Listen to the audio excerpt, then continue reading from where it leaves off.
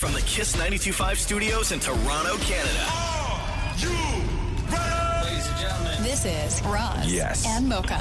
it's Roz and Mocha. What's going on? Hey guys, this is Bruno Mars. This is Selena Gomez. The Chainsmokers. Lady Gaga. Calvin Harris. Celestia Cara. This is Ed Sheeran. You're listening to my boys Roz and Mocha. Roz and Mocha. My boys Roz and Mocha. The Roz and Mocha Show.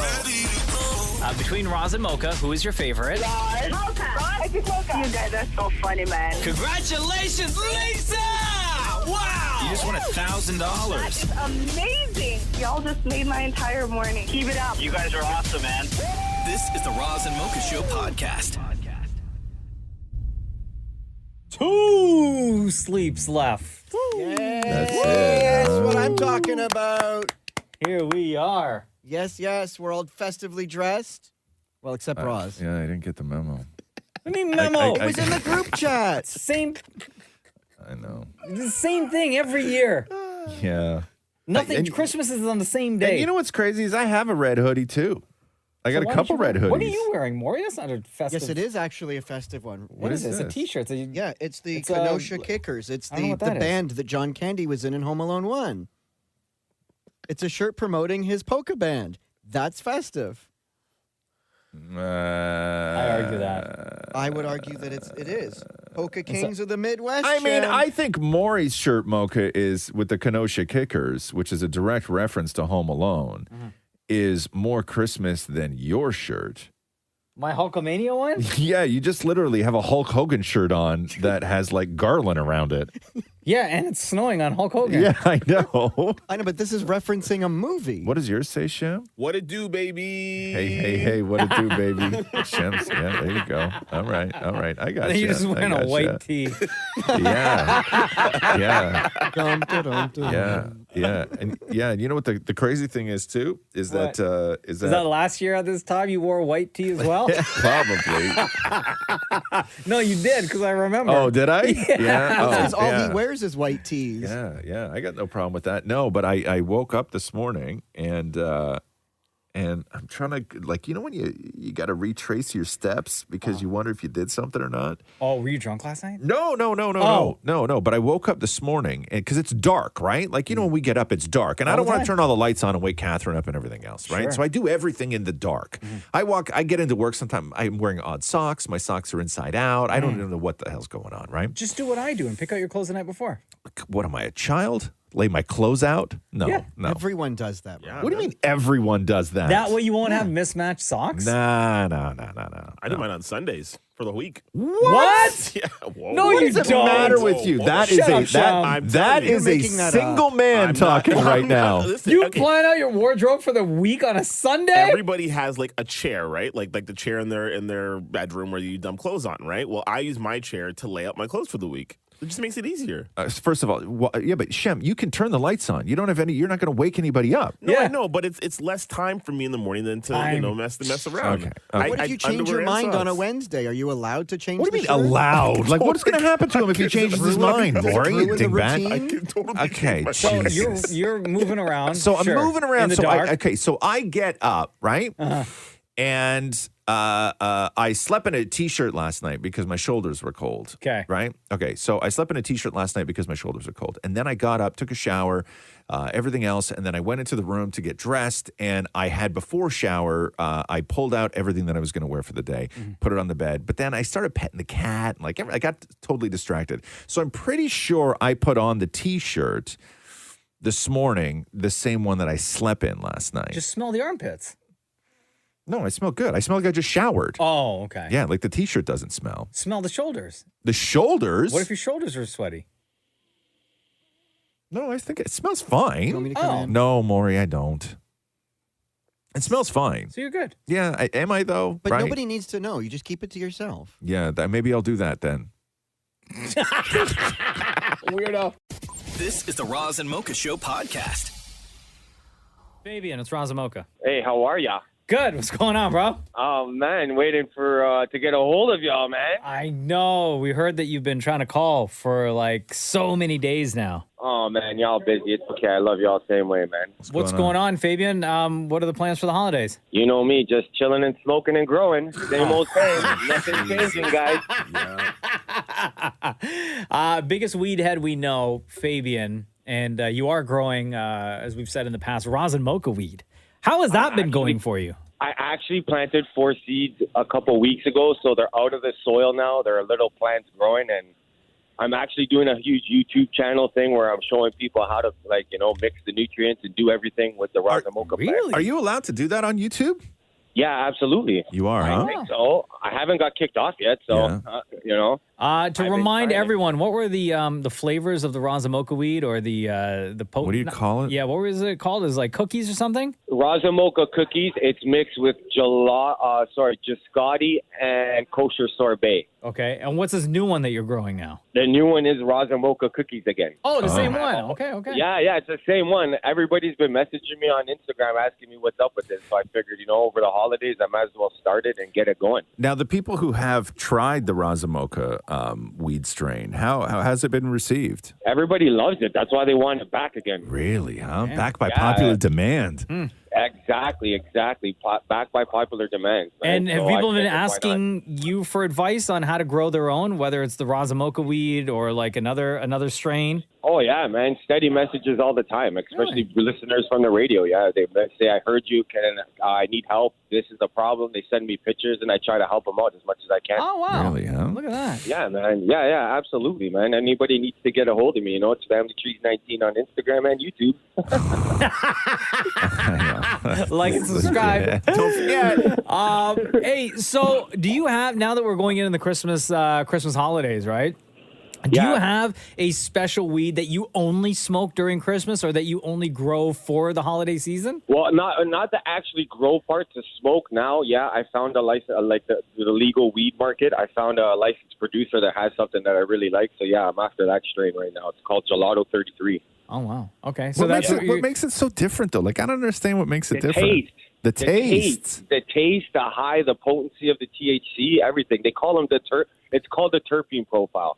The terpene profile makes a difference. Okay. It's like the Scoville rating on hot peppers, right? Absolutely, pretty much. Yeah, it's pretty much the same thing. The Scoville rating. Yeah, I got So do you have is that what you're smoking on Christmas Eve, Christmas Day, or like throughout the holidays? Throughout the whole holidays, man. I buy a big bag of that. Make sure it doesn't run out. Okay. Wow. And how many blunts are you getting out of that bag of weed that you bought? 28, a gram of blunt. 28? Yeah. Oh my a gram of blunt. A gram of blunt. Wow.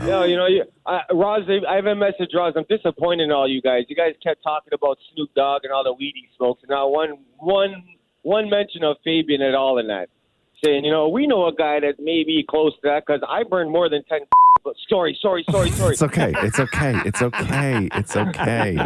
Calm down. More than 10 a day? I smoke, honestly, on the weekends, I probably hit about 9 or 10 a day, but I'm also smoking with my wife. You know what I'm saying? But come on, man. I'm up there with Snoop Dogg, man. That's a lot, dude. That's a lot. I'm disappointed in you. You guys didn't say, and Fabian's on our list, but, I still love you guys. Fair enough, man. We will always mention you. Always. It kind of hits different when you have a weed head telling us that we disappoint them. I know. I'm different, though. Man. Fabian, we love you, bro. Happy holidays. Merry Christmas. Same to you guys, man. Hope you enjoy the time this coming weekend with your family. Oh, absolutely. Same with you guys, and then next time we talk, we got to talk about Roz's book. Oh, okay. Cool. All right. How about we schedule some time in the new year? Can we do that? Absolutely, guys. Okay. Absolutely. Right. Before you let me go, can I do one thing? Because people have been busting my chops. Give a huge shout out to Lisi Mechanical. All those guys there, man, we've been working hard, and big shout out to them, man. Keep doing your thing, and, we'll see you guys in the new year. Love you, bro. Love you too, man. The Roz and Mocha Show podcast. Here we are, coming close to the end of 2022. And as we do at the end of every month, close to the end of every month, is look back at that month with a Roz and Mocha recap song. Written and performed by our very own Shem, executive producer of the Roz and Mocha Show. And this time, though, rather than looking back at the month of December, Shem has decided that we look back at the entire year because so much went down. Would you say this is the most difficult song for the entire year? Hands down, because there's so much that you're going to miss. And yes, to your point, it is a year-end recap, not just a December recap. So there's some stuff that we missed. But yeah, try to cover all the big stories. Here we go, y'all. Here we go. Okay. Going to classic. Okay. Ooh, recap. Come on. If you want to get to 2023, first up, you got to recap with me. Oh my, what a year it's been. Hey, this year was crazy. We try to cover big stories. Holy hell, that wasn't easy. Oh my, what a year it's been. Hey, this year was crazy. First up, we lost Betty White, Bob Saget. Man, that didn't feel right. That Tinder swindler guy, man, he was so wrong. The Ottawa trucker convoy had their crew. Russia, Ukraine in a heated feud. When Will slapped Chris, oh man, the reaction was strong. Yeah, it was strong. Remember that Ben married J-Lo. We had Mateo Roach, Roz dropped the book. Johnny Depp won his case, you know. I couldn't use my phone. Kim and Pete no more. Can't believe they made Roe v. Wade go. Women of Iran showed no fear. Queen Liz is no longer here. Kanye needs help, that is clear. Twitter sucks now that Elon is here. Shout out to the workers of QP, Black Panther 2 hit the movies. Can't buy Taylor Swift tickets. Hey, cost so much money. Brittany Griner went free to Twitch. We say rest in peace. Oh my, what a year it's been. Hey, this year was crazy. There we go, ladies and gentlemen. In 2022, Roz and Mocha Show recap. Thank you, Shem. Woo. This is the Roz and Mocha Show podcast. How's everybody doing? How you doing, Dan Mori? I had butterflies in my stomach before coming. I've been here so long, so many years, but whenever you take time off, I get butterflies. Whenever, like, you take time off? Yeah, like, the day before you go back to work or before back to school. I was lying in bed. I couldn't sleep. I was so nervous. Amateur. Might be gas. Why? Yeah, I was just going to say. What'd you eat last night? Yeah. No. It was like there was also gas, but I assure you, I know the feeling between the two. Like, so you were nervous about doing the show? Like, I'm like, oh my God, back to work. Like, I haven't seen Roz and Mocha and Shem in like 2 weeks. You know what's so crazy? Do? You know what's so crazy, Maury? Before we go on holidays, Maury basically walks out of here with his 2 middle fingers sticking in the air, right? Like he always does. Guys, I'm unplugging. I'm this. And what he's basically... The biggest lie. But what he's saying is that I can't wait to get away from you a-holes. Right? You walk out of the room and you're like, seal, just so you know, before the phone goes in the nightstand, suck it! Like, that is basically how you walk out of here. Like, I get that feeling every time we go on vacation. Every single time. I get that feeling that you can't wait to get away from us and fast the minute enough. I get to my car, I miss you. Yeah, I've never, From it's the time, not normal. Yo, when the show wrapped before the holidays, Bro, right? And you dip like 30 seconds after the show finishes, and we don't hear from you at all. Nothing. You quote unquote unplug. Yeah. Meanwhile, we all know that you I have the 2 phone. phones. You're One goes in the doing nightstand. stuff. You're doing stuff. Yeah. Yeah, Completely. please. You still send me your stupid Instagram stuff to my DMs. I'm like, oh, Maury's unplugged. He doesn't even write a message. He just sends me what he's up to. Yeah. I'm like, yeah. The group chat's still like going crazy, and Right. Maury like doesn't reply. No. Until yesterday when it was like all about work stuff. God, So yeah, Butterfly's really nervous about being back. So why were you so nervous? I don't. Is it because you left on such a salty tone before the holidays? Yeah, you were wondering if we remembered? Oh, we remembered. By the way. Thank God we got it out on the table. But why are you so nervous? I don't. I'm sure everyone feels that way. Like I don't. You haven't seen. Nope. Okay. Do you, Roz? Nope. Shem, do you? I'm cool, No, man. yeah. All right, just me. But why? Well, nervous about what, though? Yeah, because you haven't been around people for so long, 2 weeks. You know what? Oh my God! You were with your husband for 2 weeks. What do you mean being around people? We didn't. Did you see argue your once. family? What's that? You didn't argue once. No, it was like the greatest vacation ever. Really? We did not argue once. Yeah, I saw my family. Absolutely. Yeah. Hey, why did your Aunt Brenda give me Christmas presents? I know. I'm sorry. I come in. There's Christmas presents on my From where I Brenda. sit. Oh, did you get Christmas presents from Aunt Brenda too? I did too. Did A you tag do on it. shit? Yeah. man. There's a tag on it. It says to Mocha from Auntie Brenda. Like, not your dad, not Matthew, Aunt Brenda. Are we opening? big fan of the show. We're opening Aunt Brenda's presents. Oh, What's going get on? yours, Shem. What is this? Coffee flavored edible candy shot glasses. look at Espresso that. flavor. Look at this. Look at that. Thank you, Auntie Brenda. Look at that. So are you supposed to put alcohol in this? Yeah. Yeah. Okay. I thought this was chocolate. There's a cappuccino shooter, black Russian shooter, espresso, mudslide shot. Yeah. All right. Fancy. Auntie Brenda knows us, huh? Look at that. What'd you get me, Maury? I don't even remember what you got me. I got you like cider. Oh, yeah, right. I prefer this.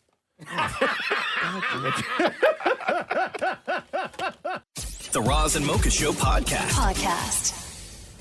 I became the thing that I've always found hysterical my whole life. Which is? And I became that thing over the weekend, which is I've always, even today, if I see a video, if something just pops up in my feed, I laugh hysterically, which is I've always found dads who still think they can do stuff funny. You know when you see a dad on a diving board and you could tell that he's been on a diving board, but it's been about 30 years, right?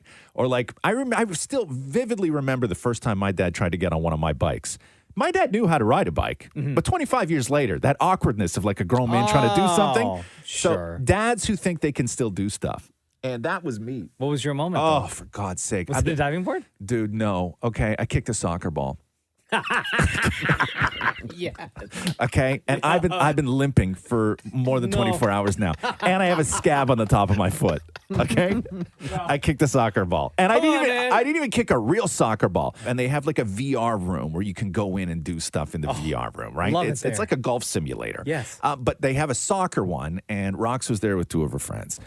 And they were trying to score goals on this whatever, and it tells you how hard you kick. And I'm watching like a 13-year-old, my kid, and their two 12-year-old friends kick this ball. And they're, it's fine, right? But and you automatically, the competitor in you comes out, and you're like, smoke these kids? Yes. Yes. You can't just let them have fun, huh? No. You can't just sit back like a cool dad and No. just have a drink I can't. and just chill. I can't at all. I'm incapable. So you stood up and like, because let me show you how it's done? every time they kicked the ball, the big thing came up and it was like 31 miles per hour. Yeah. 29 miles per hour. And I'm just sitting there like going, come on, I can beat this thing. Right? I can beat this thing. So I get up and for some stupid ass reason, I decide to do it in my socks. Oh, you idiot. Right? I don't know why. I had shoes on and I took my shoes off. Right? So I kicked the ball. The first time I kicked the ball, I felt something in my foot where I was like, oh, damn, that hurts. Wrong. But it was fast. And then everybody in the room was like, oh, my God, do it again. And then so I go and do it again. And I do it again. And I do it again. And I do it again. And then so I scored like a couple goals on the guy. But at this point, I am in so much pain. Yeah, but right? you look like the hero. Oh, I'm in so much pain at this point. And I can tell that I've skinned the top of my foot, right? So there's now a scab developing after your on first it. kick with no shoes on, you continued to kick with no shoes on? I had to. I had to, okay, to prove a point. So then we go back into the rotation, and then the girls start doing it, and it's fun again, right? It's fun again. And then the girls are like, okay, you want to go play ping pong? And the other girls are like, yeah, let's go play ping pong. And then Catherine's like, okay, let's go play ping pong. And I say, I'll be down in a minute. Oh, no. So what, you got to beat your own high score? Okay. Okay. Wow. I stayed up there for an extra 15 minutes. Really? Okay. Yeah. Still no shoes on. Still no shoes on. And now I can't walk. Right? Now I've been limping now for more than 24 hours. 36 hours now. I've been limping. But did you beat the high score? Yes, of course. Well, my high score. I smoked those girls though. Right? The Roz and Mocha Show Podcast. No, Roz and Mocha. So 3 weeks ago, I had a weird dream about Maury. Oh, God. I know Roz doesn't want to hear about it, but it was kind of weird that I had to share. Okay. You sound like you're lying right now. No, not at all. Yeah, I don't know. I don't believe you. What's your name? Mr. Singh. Mr. Singh. I've texted you guys before. I've been on the show a couple times. Okay. All right. Okay. So was this a dream you had? Well, was it a night sleep or was it a nap or when did the dream happen? Oh no, this was a night sleep. This was a sugar-induced night sleep. Okay. Okay. So apparently, I found Maury's phone in my dream. It was one of those old, the first generation iPhones. Okay. And for some reason, Maury showed up to my place, And when Maury was picking up the phone, he grew boobs. He grew boobs? He grew boobs right in front of my face. He grew boobs. Okay. Yeah. Not far from reality. Okay. Like I said, it was a weird dream, sugar-induced. Like right in front of you, he grew boobs? Like he just showed up at your door and you opened the door and Maury just started growing boobs? He just started growing boobs, but he's wearing his regular clothes, and he has like triple Ds. Okay. Oh, wow. Big boobs. Yeah, there were big boobs, and I was like, what's going on? I woke up with sweat. In your dream, Maury shows up to get his phone. He's got triple D boobs, and then what happens? You invite him in, or you give him the phone? He came in. He started talking about Roz, and then his phone grew into a tablet. I'm going to stop this right now because I don't want to know what else on Maury grew. Okay? Like, I don't know where we're going here. We got Maury grew boobs and then his phone grew, and I don't want to know what else grew. So then what happened in the dream? And then I think there was I don't know, some, like he showed up into my bedroom, but that's when I woke up and I was like, no way. This cannot go further. I don't know. I think there's like an attraction between you and Maury. I think there's way too much binging of the show. I don't know, man. To me, if you're thinking about Maury, like your brain is being like, okay, so normally, like I'm not into this kind of stuff, and everything I know about Maury is kind of grotesque at times. How can I? What would it take for me to be attracted? And then Maury just got huge boobs, and you're like, oh, okay, this helps, right? Like, it's super weird. Yeah, boobs always help. See, this is what I'm saying, man. Damn, Mr. Singh. This is what I'm saying. No, but I love Maury. Maury's great. Maury's fantastic. I don't know why he gets all that hate on the show, but he's fantastic. Yeah. I love the guy. Did he have a bra at on? No. It didn't get to the point where his shirt came off. His shirt was still on. It might have been one of those Campbell Soup shirts on or something like that. So Maury's wearing a Campbell. He's literally wearing it right shirt now. Damn, look at them boobs. Okay, hold on here. So when Maury's boobs grew in your dream when he showed up at your house and you opened the door and Maury just started spontaneously growing huge boobs, right? So there was no bra because obviously he wasn't expecting it. But like, because Maury's shirts are tight, right? So what did that look like? Like, were they all like? Did his shirt grow with it, or did it look like it did? His shirt definitely grew with it. You know what?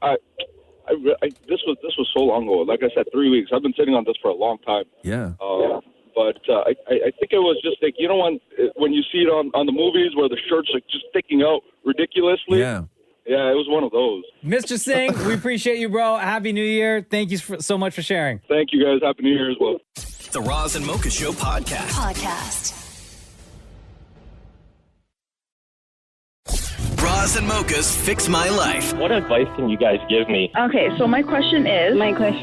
Got a problem you can't fix? Roz and Mocha got you. Hello, Goalie. How are you? It's Roz and Mocha. Hey, Roz and Mocha. How's it going? Doing good. How are you today? I'm good. Just drinking my coffee and waiting to talk to you guys. Oh, okay. What's on your mind today? Oh, man. My neighbor can't mind her damn business. Oh, okay, here we go.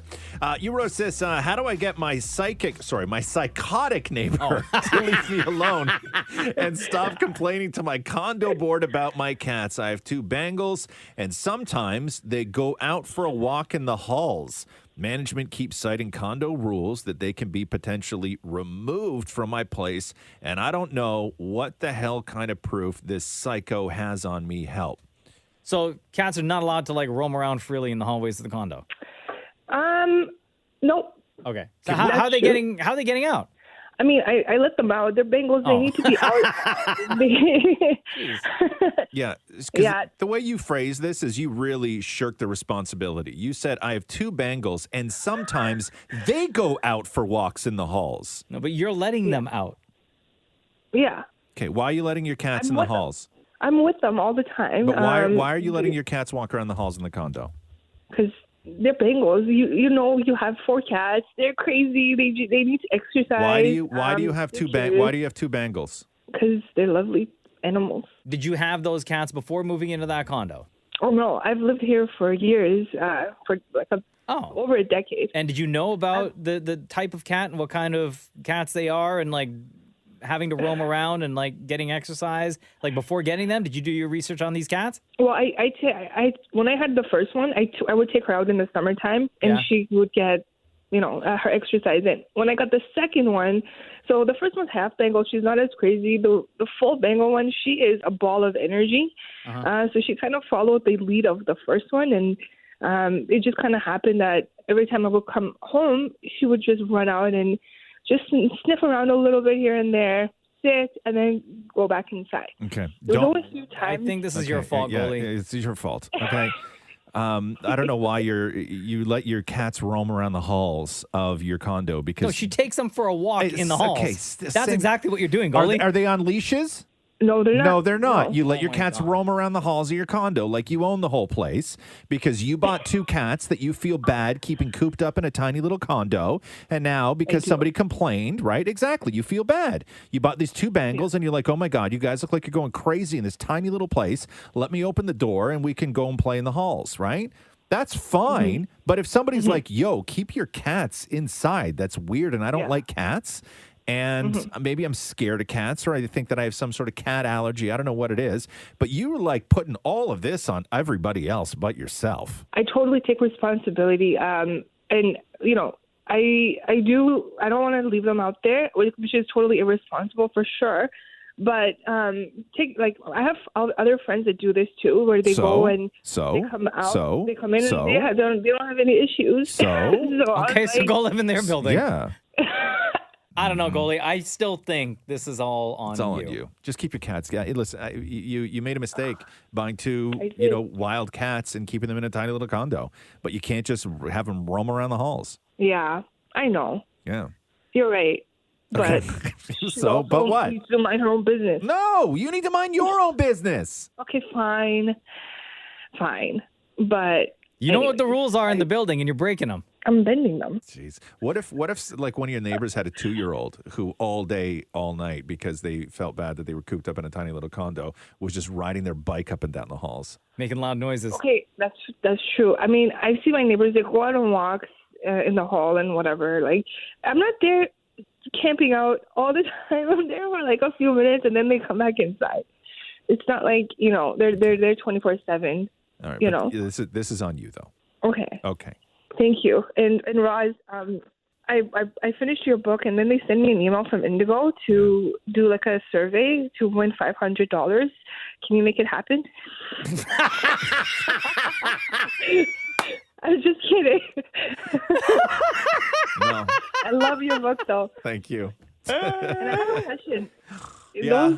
In the jacket of the book, you know how it says broken? Uh-huh. Is that your handwriting? No.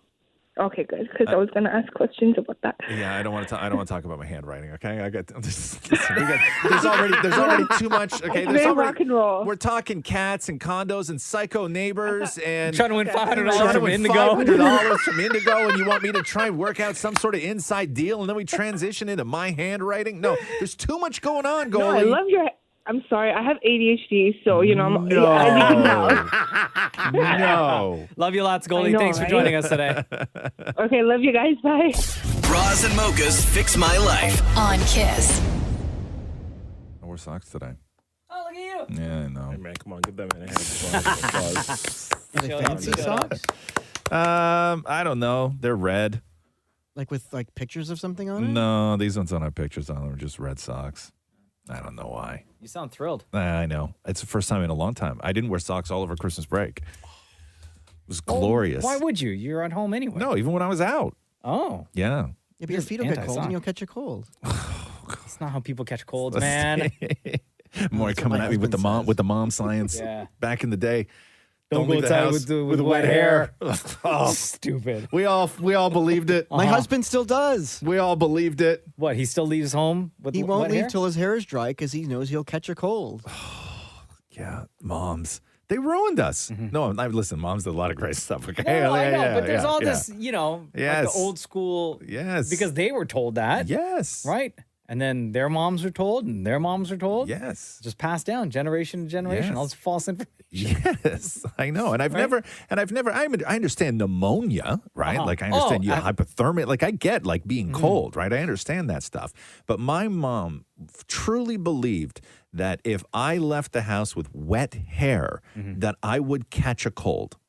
Like that would be the thing that I don't even think that she thought that it would attract some sort of virus. I think that she thought that the wet hair legitimately caused a cold. Because she was told that, or she would Yes. talk to her other mom friends. Right.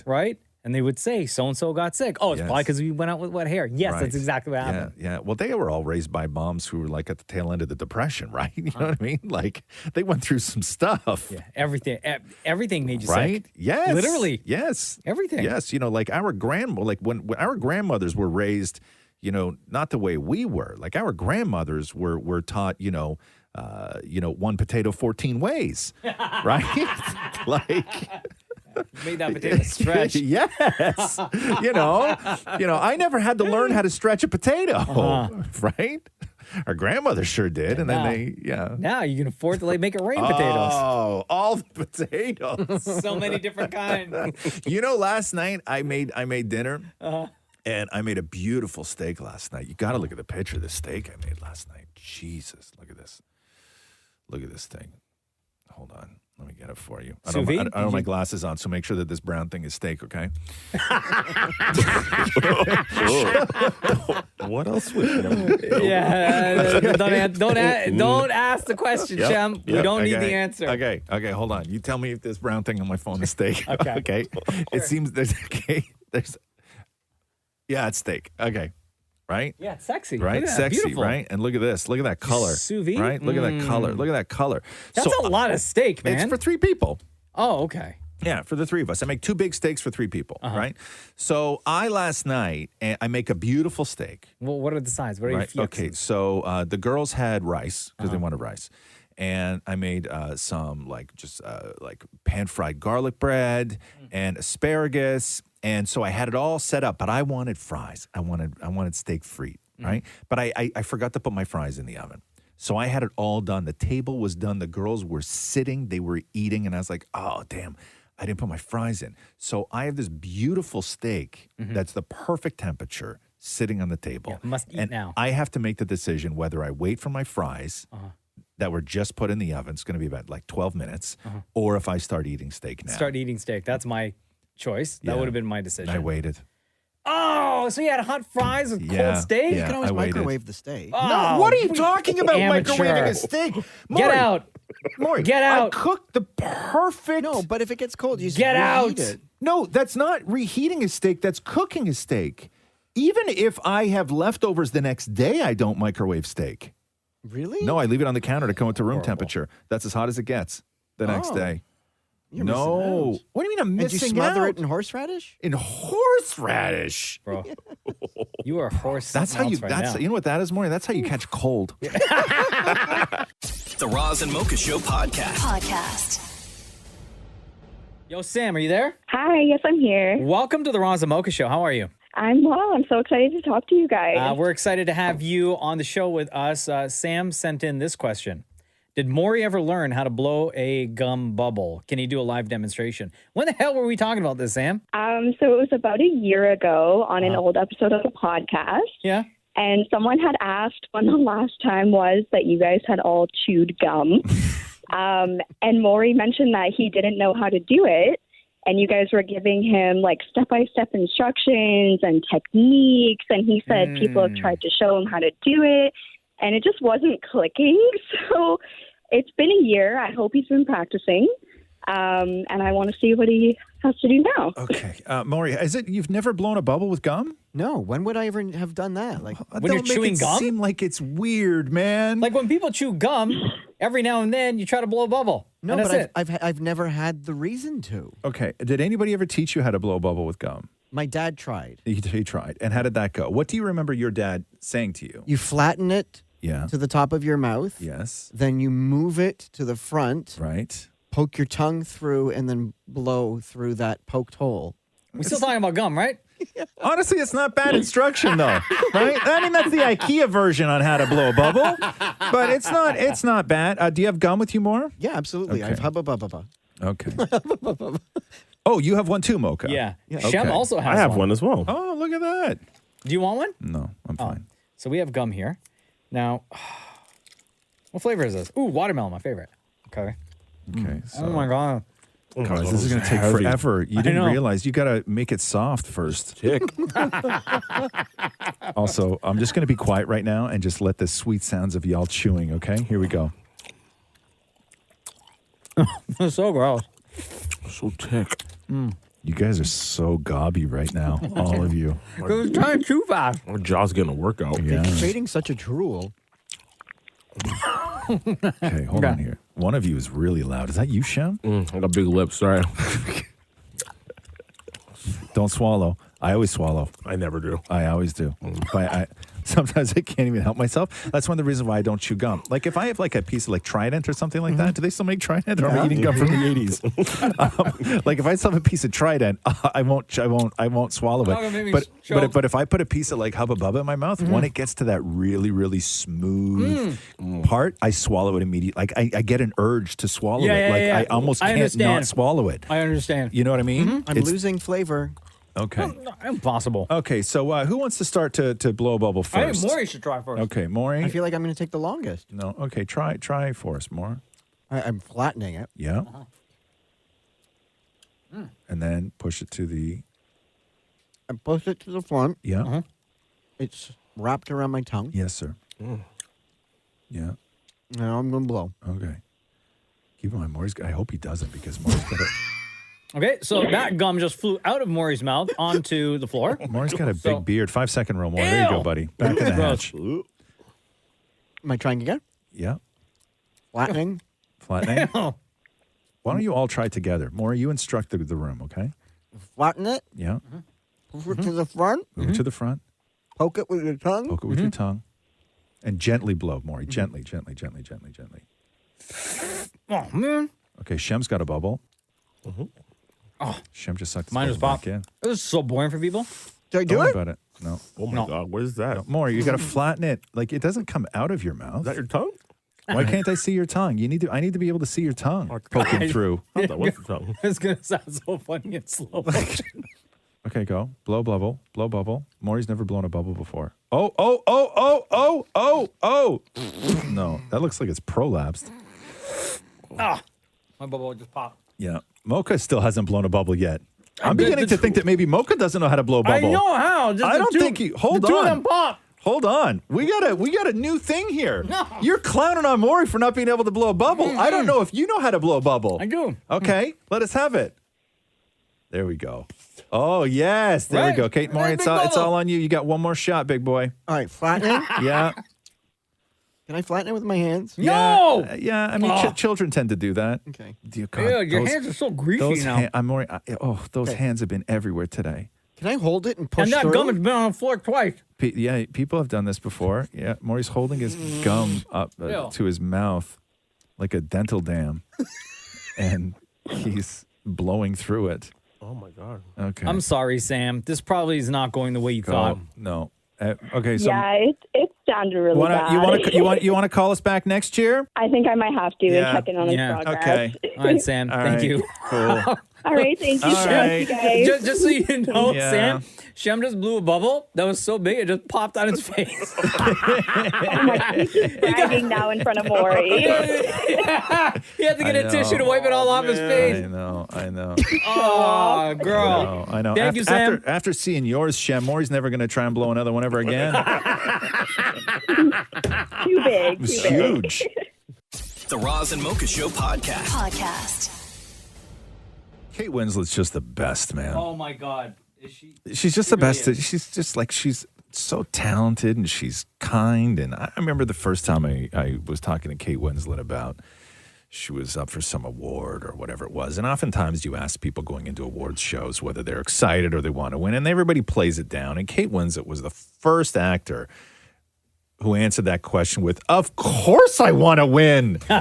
Right? Like she's just the best. And this clip is going around now where Kate Winslet was being interviewed by this young reporter named Martha from a German network. And it was Martha's very first time ever interviewing somebody famous. And Kate Winslet like calms her down at the beginning and makes sure it's great for her. So listen to this clip. It's my first time. This is your first time doing it? Okay, well, guess what? When we do this interview, Yeah. it's going to be the most amazing interview ever. Okay. And do you know why? Why? Because we've decided that it is going to be. So we've decided right now, me and you, Yeah. this is going to be a really fantastic interview.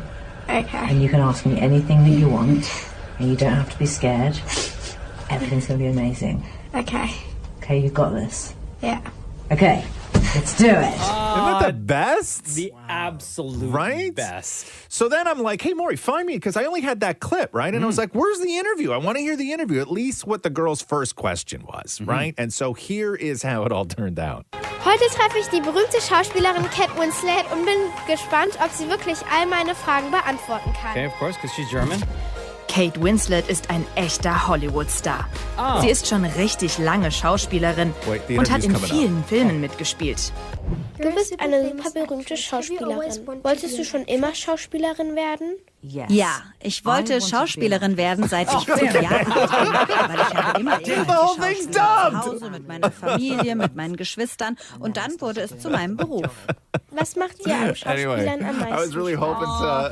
She doesn't sound nervous at all after that pep talk. No, the voiceover person had all the confidence in the world. Big time. Right? This is how you do it, kid. They sounded like they've been doing it forever. They probably have. I was just like, I wanted to hear the chemistry between the two of them and how it all started. That really is, though, a super sweet moment. And I saw the comments just praising Kate Winslet. Yeah. Everyone like, I want Kate to be my mom. Crankin' wagon. No, I was really looking forward to that, though. I know, you're right. Kate Winslet, all those comments is like, oh, I wish she was my mom. You know what I mean? Yeah. And then you get a couple people like Shem in there being like, I wish she was my mom, too. I was going to say. Yeah, exactly. The Roz and Mocha Show Podcast. Hey, didn't you do some sort of cold bath thing over your vacation? I did. I did. The plunge sort of at this place where you go from hot to cold, hot to cold. Yeah, which apparently is really good for you. I couldn't do that. So it's these big giant tubs all in. How many tubs in that room? There's 4 tubs. 4 tubs, right? Mm-hmm. And you go in and by yourself? No. So there's a bunch of people in the room with you. But you go in the tub yourself. Yeah. No, you don't. Well, I went in with my friend. Yeah. Your friend. My friend Kate, my good friend Kate. Everybody I saw was in a tub with somebody else. Okay. Right? So you dip into like a freezing cold tub and there's another person in there with you. There's actually ice in there. Yeah. And they put more ice. When you get out, they dump more ice. Because here's a fun fact about ice. It melts. I know, but the water's still going to be very cold. So when you were in there, this is what I would worry about. I would just never be able to get this out of my head. So when you're in there and it's freezing cold and you have another person in this tub with you, right? When your leg accidentally touches their leg, does it feel like a dead person's leg because it's so cold? It very much does. See, I couldn't get over that. I wouldn't be able to get over that, I don't think. I would It's be like cold so and out of hard. there. I would be so out of there. How long are you in the cold water for? 2 minutes. 2 and minutes. then you have to get up and go to... You get into the out, warm? and then you go into the sauna. And For then how you- long? And then you could stay in there as long as you want, and then you go back into the cold thing again. Yeah. Oh, so it's not like there's a timer, and then like every time it dings... No, I you signed up for switch. free play. Which is... That sounds so weird. Okay. Maury, the amount of times Maury has paid somewhere and signed up for free play. Hey. Right? Yeah, Maury walks in. So let me just show you how this works. So we have the thing here and the thing here, or you can sign up for free. Oh, yeah, I got it. Yeah. Been Very there. familiar. Yeah, he's going through his wallet, all his membership cards. Yeah. They're all You know what I stamped mean? with free play. Free play. Okay. So you have Okay. free play. Yeah. And then how many people are in the room again? Well, It there's was 4 packed. tubs, but the whole thing, it was packed. It's very cult-like because everybody shuffles from one thing to the other. It was very cult, and you're all in your towels. Is there music? Is it loud in there? Is it quiet? Like It's very what's quiet. the atmosphere? Very quiet. So, and this lady goes around bonging some sort of metal bowl to sort of, I guess, for some sort of spa-like feeling. Yeah. So wait a second. So that bath, right? That's not your bath water then, right? No, it's shared bath water. It's shared bath water. Free play, right? That's what you get, I guess. That's it. Would you do this, Shem? What? No, you would not. Listen. You would not. So when you're in the sauna, Maury, somebody's in your bath? Somebody's, and then you switch, and then they're sitting in your place in the sauna. And then you go, what are you wearing? Are you wearing like, do You go in your nude? swim trunks. Yeah. You know, bare feet or whatever. No, Yeah. no, like any sort of footwear. Here's the weird part, though, is that do you think that you would still do it if people were nude in the tub? Absolutely not. But what's the difference of wearing swim trunks and being nude when But you're not submerged seeing, in water? Yeah, but you're not seeing the ice touch the thing. No. But it doesn't matter though. Even if you never saw it, like let's say it was towels on, right, and then you dip in and then towel off. You wouldn't, huh? Even with free play? Even with free play. But what's the what? Then what? Yeah, exactly. Then why buy free play, right? If you can't go nude in the cold tub, why buy free play? No, it's a very good question because there were a couple of people there where I would have been okay with it. Yeah, I used to go to this gym years ago in the 90s, and you would go into the steam room, and I didn't know, but like the dudes in the steam room just went in a towel and then took the towel off and sat on the towel, and everybody was nude in there. Yeah, I've been to places like that. Everybody was nude. Yeah. What was that place called? Free play? It was a gym. Oh. It was a gym, and I didn't even sign up for free play. And what did you do? I wanted no play. That's the membership I wanted. The Roz and Mocha Show podcast. Dallas, what's going on? It's Roz and Mocha. Boys. We talked to Dallas multiple times a year. Dallas is a huge Roz and Mocha fan. What's going on, bro? Oh, digging snow out in Vancouver and waiting for my baby girl to arrive. Oh, that's great, man. Well, congratulations. What is your question? So my wife and I have discussed this at length yesterday, and between the practicality and the aesthetics and the childproofing of it, but which do you prefer, door handles or door knobs? Oh, all day handles. Yeah, I'm a handle guy. Yeah, and I'll tell you, because I come in the house every day where my hands are full. And if I have a bag in my hand, I don't have to put the bag down. I can lift the bag up and use the weight of the bag to push that handle down, and then I just kick it in with my foot. Or I just use my elbow to push the door handle Would down. anyone ever say knob? I think some people might like knobs. Wait, Dallas, what do you say? Well, I think knobs look classier and they look nicer. But if you have like small children, and if you have small children, knobs are definitely like way harder for them to open. Huh. And like cats and that sort of stuff and pets. Okay, and what does your wife think? She likes handles too, because like if you have a handful of groceries, you can just lean down on it. Yes.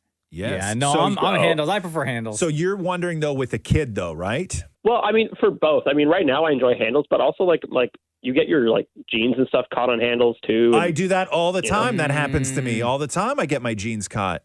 Yeah, but handles are fancier. Handles are fancier. Don't pretend more that you've ever even been in the vicinity of getting your jeans caught on a door handle. You know what I mean? Like maybe a scarf, but definitely not your jean loop. But I would argue that they're fancier. We have black handles that we just put in, and they're really, really sleek. Mm-hmm. Yeah, I mean, I'm not into ornate things, but yes, I'm 100% with you. I like the aesthetics of a handle. I don't have any door knobs. I have lots of handles, and then we also have pocket doors, which are interesting too, because they're very easy to lock a kid into a room, because kids have a very difficult time maneuvering a pocket door. Yeah. Right. So we have pocket doors. But no, I'm all handles all the time. Handles on handles on handles. Yeah. What do you use to open the pocket door? Is it a little poke? What do you mean a little poke? Like, is it a little cutout that you stick your finger in? You poke it and it opens? What are you talking about? Like, do you slide it with just your hand, or is there like a little sort of hole that you stick your finger in? There is a little tiny hole that you stick your finger in, but it's like little kid hands don't have the strength to push that, right? Like at all. It's like when Rox was young in a room, we'd close a pocket door and she's like never getting out. We never had to worry about her going. I also for the first couple of years that she was born, put the lock on the outside. Oh, good one. Yeah. Yeah. Just the other day, Cruz locked himself in the bathroom, and I had to get the I had to get the little thing that on top of the door to unlock it. There you go, Dallas. Thank you, bro. Much love to you and your family, man. Oh, no problem. Love talking to you guys any day. The Roz and Mocha Show podcast. What's going on, everybody? Yeah, you know. Wow, that was in a really late award show last night. The Golden Globes? Oh, guys. Didn't watch it. No, I didn't watch one second of it. No idea what happened. Oh, I watched the whole thing. I just was going through all the clips for it right now. Yeah, and?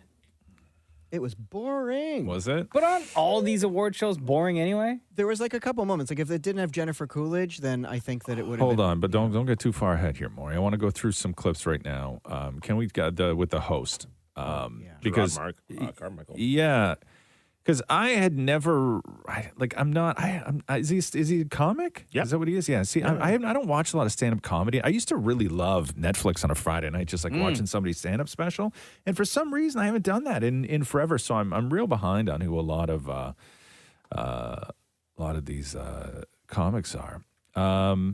Here, go Golden Globes 6, Mocha. This is Gerard Carmichael opening up the show. Welcome to the 80th annual Golden Globe Awards. I am your host, Gerard Carmichael. Sure. And I'll tell you why I'm here. I'm here because I'm black. Oh, damn. Oh, my God. Wow. I'll catch everyone in the room up. This show, the Golden Globe Awards, did not air last year because the Hollywood Foreign Press Association, which I won't say they were a racist organization, but they didn't have a single black member until George Floyd died. Oh, my God. So do with that information what you will. Nervous laughter. I got an email from my publicist saying that Helen, the president of the Hollywood Foreign Press Association, wanted to have a one-on-one sit-down with me. And I said, no, thanks. A trap when I hear a trap. And I'm like, or what? They're going to fire me? They haven't had a black host in 79 years. They're going to fire the first one? I'm unfireable. Helen really just wants to educate you on the changes that the organization has made in regards to diversity. And I'll be totally honest with everyone here tonight. I don't really need to hear that. I took this job assuming they hadn't changed at all. So it was a little bit of comedy mixed with some truth. So here, go 14. This is the Will Smith joke. Okay, you guys, really quick, just some quick housekeeping stuff. If you're listening, if everyone's listening. While we were on commercial, we actually presented Will Smith with the Rock Hudson Award for Best Portrayal of Masculinity on Television. So please give it up for Will Smith, you guys. Please. For those who don't know, Rock Hudson was gay, died of AIDS, right? He was like the first celebrity that died of AIDS. Yeah. So that's some kind of joke. And here's the one. Like, I don't even know where he was going with this one, but go Golden Globes 18. Listen to this. Guys, we are back. We are pressed for time, but they wanted me to shout out the venue that we're in. So we are here live from the hotel that killed Whitney Houston, the Beverly Hilton. You guys, so that's very exciting. Oh, that's very exciting. It was very cringe. Did anyone was there? There had to have been tweets about this, right?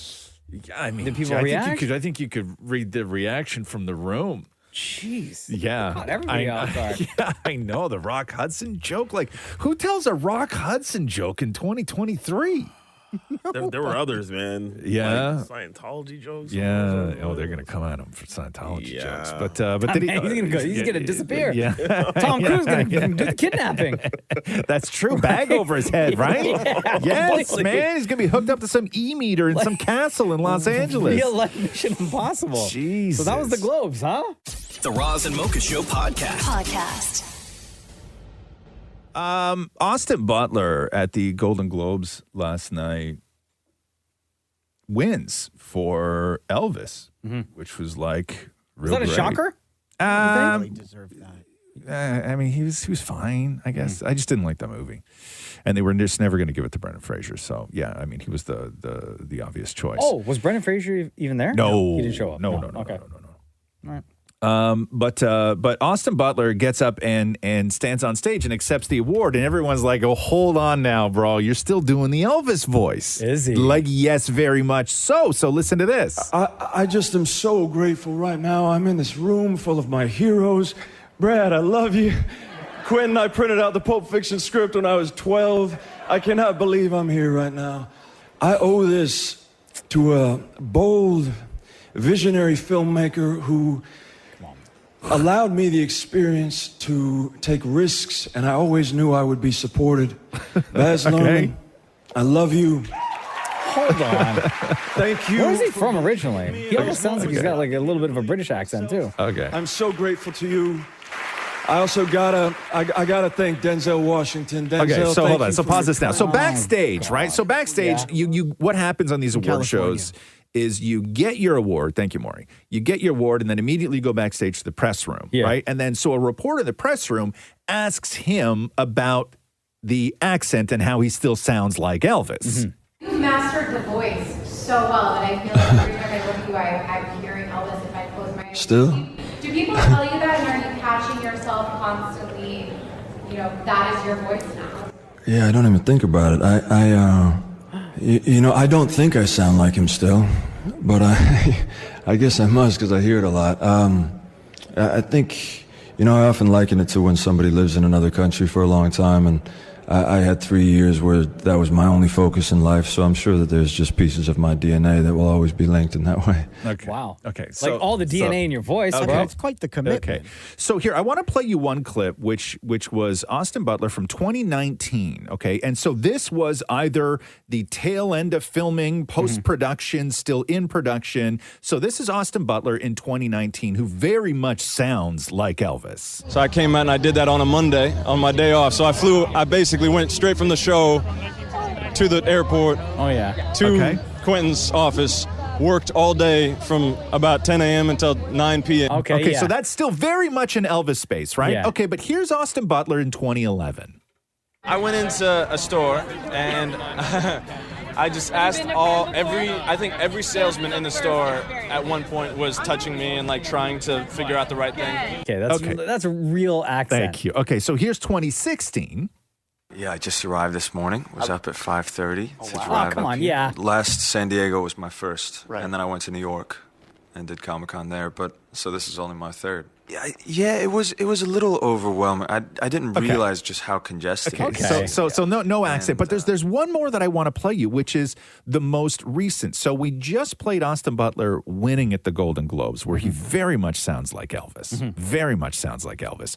But here's a clip from like a couple of weeks ago, which is Austin Butler doing one of those actor roundtable things. Oh, okay. Where he's in front of like Adam Sandler is there. Like there's a bunch. Brendan Fraser's there.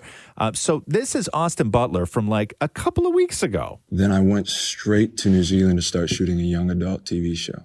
Hold on a second. And in the show, we got magic, and I had fun doing horseback riding in New Zealand and that sort of thing. Doesn't sound like I would Elvis. go home and I would just cry. I mean, No, that's regular voice. Right. Doesn't Real sound voice. like Elvis. Sorry, not regular voice, real voice. So I think that when he is sort of like showboat, you know what I mean? Like Yeah, he's up yeah, on the yeah. stage, You think he he's purposely playing does it or just comes on? I think that Because it's quite the commitment if he's purposely doing it to everyone. I think that he sees the reaction that he gets from women. 100%. Yeah. Right? That's smoky. Oh, you just want to, I think that it's cool. Like, I think that he just has this cool thing. And when he's performing, when he sort of morphs into that, cooler than cool, whatever, his default now is to sort of drawl and sound a little Elvis-y. You know what, Ross? I think you got a little bit of that too. You think so? You got a little bit, not so much Elvis, but you got man. you turn on the sexy a little bit, right? Bro, it's hard to turn off. The Roz and Mocha Show Podcast.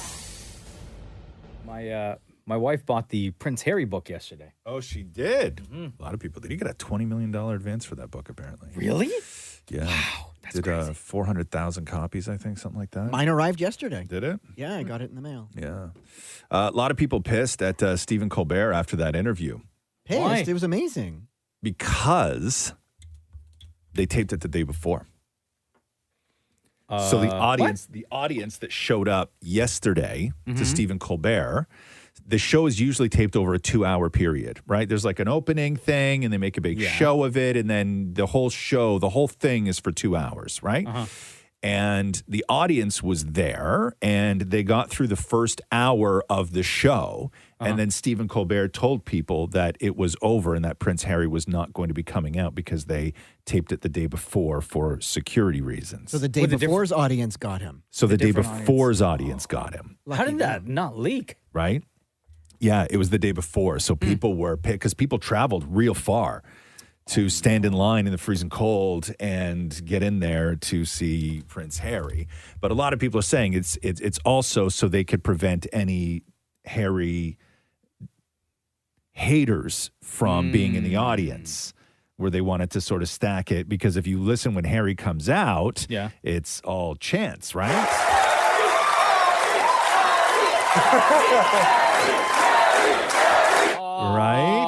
Right? So the surprise crowd acting surprised, right? Because they weren't expecting this. But they did put, some people must have known because they had like a section of like vets, like Army They vets. brought those in. Yeah. They brought them in They because they knew that Harry was taking it on the chin for some stuff that he said about being in Afghanistan and everything else. So they really loaded it up for him.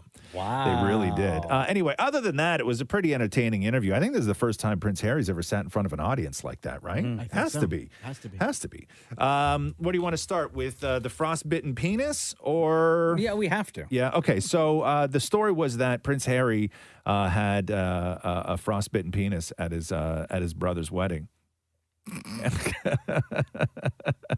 And how did he get the frostbitten penis? That's the big question. You write a lot about your brother. You write about him with love. You call him Willie. But there is a different Willie that also gave you some pain and trouble. You got frostbite. Frostnip?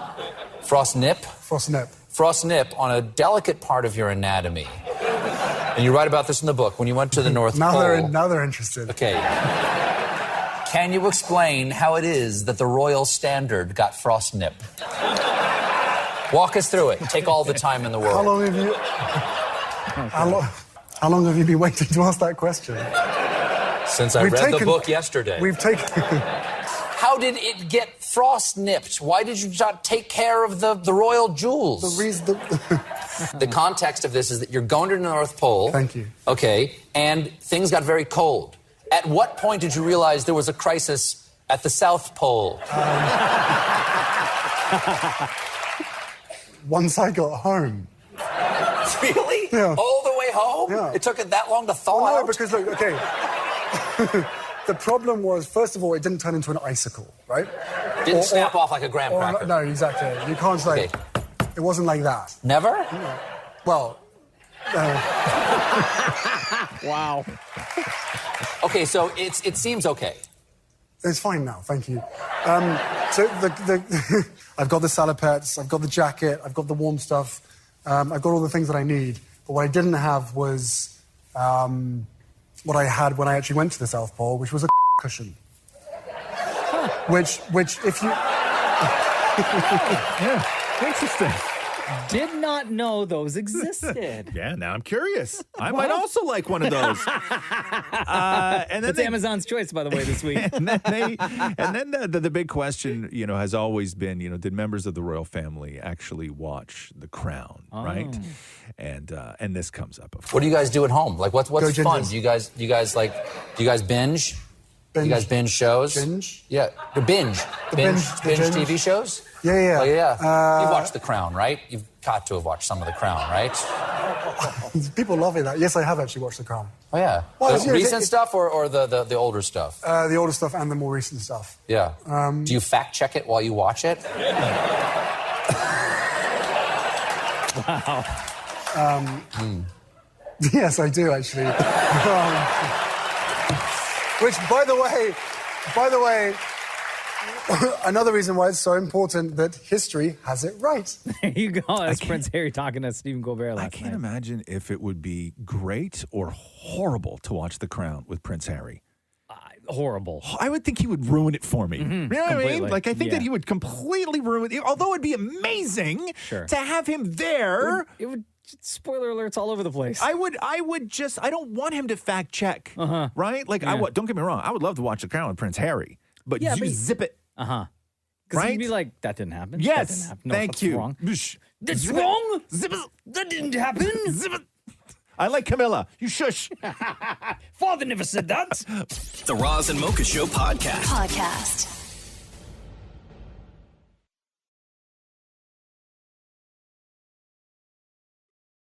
Hugh Jackman was on CNN talking to Chris Wallace about, because the only thing people could talk about with Hugh Jackman is Deadpool, right? The new Deadpool movie, because he's coming back as Logan. Right. And so many questions surrounding the movie, which, by the way, we got to wait till November 8th of 2024 for it to be released. Oh, God. Have they even shot it yet? They haven't. No. They're still prepping, because if you remember, they made the announcement in like September or October, and then like a month later, they delayed a whole bunch of projects, a whole bunch of Marvel, and was it? It was one of them that got pushed back. So November of 2024, and Hugh Jackman is just talking about like the shape that he now has to get into. How old is Hugh Jackman now? 50 something, 55 maybe. Can you guys look that up? On it. It's hard to get in that kind of shape. 54. So Hugh Jackman says, I've learned you can't rush it. I've learned that it takes time. So we have 6 months from when I finish, because he's on Broadway right now, still doing The Music Man, to when I started filming. And I'm not doing any other work. I'm going to be with my family and I'm going to train. That's going to be my job for 6 months. So before he even starts filming, he's training to get back into Logan shape, Wolverine shape. And he says, I'm really fit now. And there's one thing about 8 shows a week being on Broadway, singing and dancing, is I'm fit, so I'm healthy. I have a good place to start. And apologies, chickens. Run a mile. Start running now because I'm coming for you. And then this comes up. Chris Wallace on CNN asking Hugh Jackman. You got so jacked for these movies, 9 Wolverine movies. And over the years, people have wondered, did he juice? Did he take steroids? No. I love my job and I love Wolverine. I've got to be careful what I say here, but I had been told anecdotally what the side effects are of that, and I was like, I don't love it that much. Yeah, no. So, no, I just did it the old school way. And I tell you, I've eaten more chickens. I'm so sorry to all the vegans and vegetarians and to the chickens of the world. I've literally, the karma's not good for me. If the deity has anything related to chickens, I'm in trouble. So did not take steroids. I don't know if you guys remember. Is he talking about because you get small nuts? Is that what he's talking about? The side effects? The anecdotal side effects? Yeah. Because that's like the biggest. Your balls, right? The biggest That's what he's talking about? Yeah. The smallest. Yeah. And then the other question that a lot of people had when it was announced that Deadpool was going to have Hugh Jackman reprise his role as Wolverine is, well, how is that going to happen? Because, spoiler alert, in the movie Logan, he dies. They made a big deal about it, too. Right? Yeah. Huge deal. Yeah, and it's not ambiguous. But now, like in the Marvel Cinematic Universe, you Which have I the don't multiverse and this and that. So that's one way to explain it. Sure. But Chris Wallace on CNN asks him flat out, and Hugh Jackman actually has the answer. I understand that you're set to play in the next Deadpool movie, and even though your character, Logan, or Wolverine, was killed off in the last movie, you're going to play Wolverine again for the 10th time. Yeah. Why? I mean, you categorize it as the Deadpool movie. We like to call it Wolverine 10. That's what we call it in our house. Have you checked with Ryan Reynolds on this? I don't need to check with them. I'm kidding. This is taking place, the story is pre-Logan, which is exactly as you said, where Logan died. So we pre that in the storyline. Okay. And I honestly, Chris, I really thought I was done. Like I was at peace with it. Fine. I got asked every day, either in interviews or Ryan Reynolds ringing me, can we do it again? I'm like, no, I'm done. Someone said to me, I think it was Deb, I think it was my wife. She said, after this, what is it you really want to do? And I was just driving down a day later and I thought, what do I want? And it came to me like that. Because when I keep thinking of me and Ryan, of Deadpool and Wolverine, which are classic comic book rivals, there's also a dynamic that I've never really got to do before as Wolverine. And I just thought this is going to be fun, something I've never done before, and I can't wait. So a lot to look forward to with the new Deadpool. November 8th is what they're saying, 2024. The Roz and Mocha Show podcast. Roz and Mocha's Fix My Life. What advice can you guys give me? Okay, so my question is... Got a problem you can't fix? Roz and Mocha got you. Ava, hello. Welcome to Roz and Mocha's Fix My Life. How are you? I'm great. How New Year. Whoa, Ava, dial it down. Coming in hot. Hold on. I have not spoken to you guys since I was like 14, 15. This is a big deal. You don't sound like you have any problems in your life. What's going on? Well, not when I'm speaking with you guys, but let me tell you, my dad is being very overbearing while I am apartment hunting, and it is getting on my last nerve. You wrote, it says, Roz and Mocha fixed my life. The issue is that my dad finds every excuse to force me to turn down good apartments in decent areas within my budget. I find one nice unit that has ongoing construction outside the balcony, which I don't mind, and he says no, because he's convinced himself construction workers will, in fact, climb into the unit.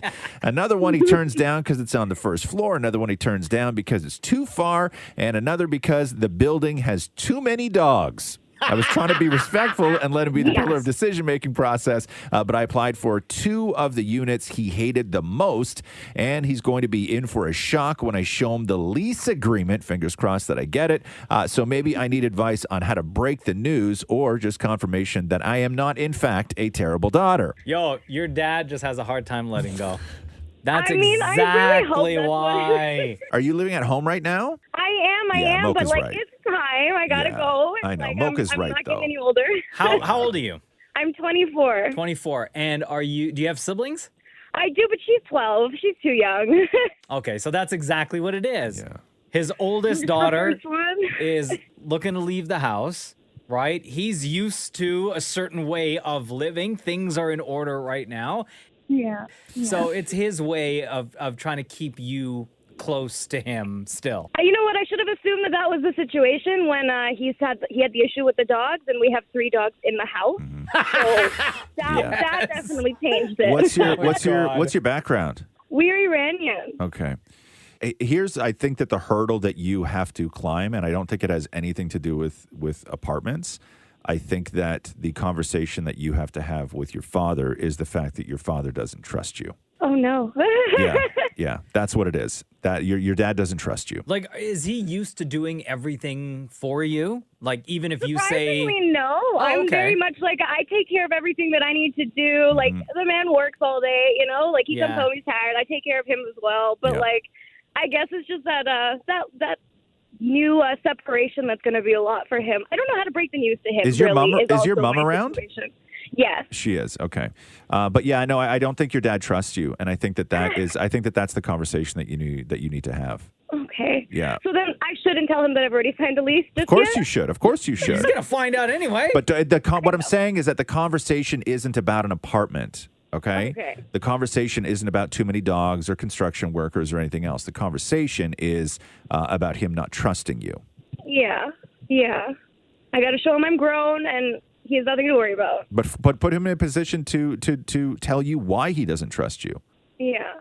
Because he doesn't trust you on your own, and he obviously doesn't trust you with making a decision. Yeah, that's true. That's true. And his answer is just going to be, it's because I'm going to miss you. I really hope so, because I'll cry.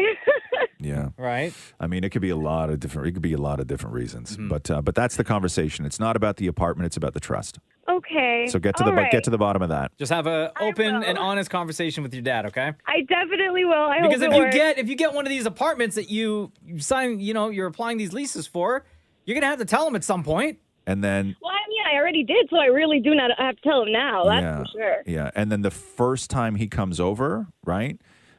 Make sure you leave an empty bottle of bourbon by the bedside table and a pair of handcuffs on the floor. Oh my God, that man is never stepping foot in your apartment ever again.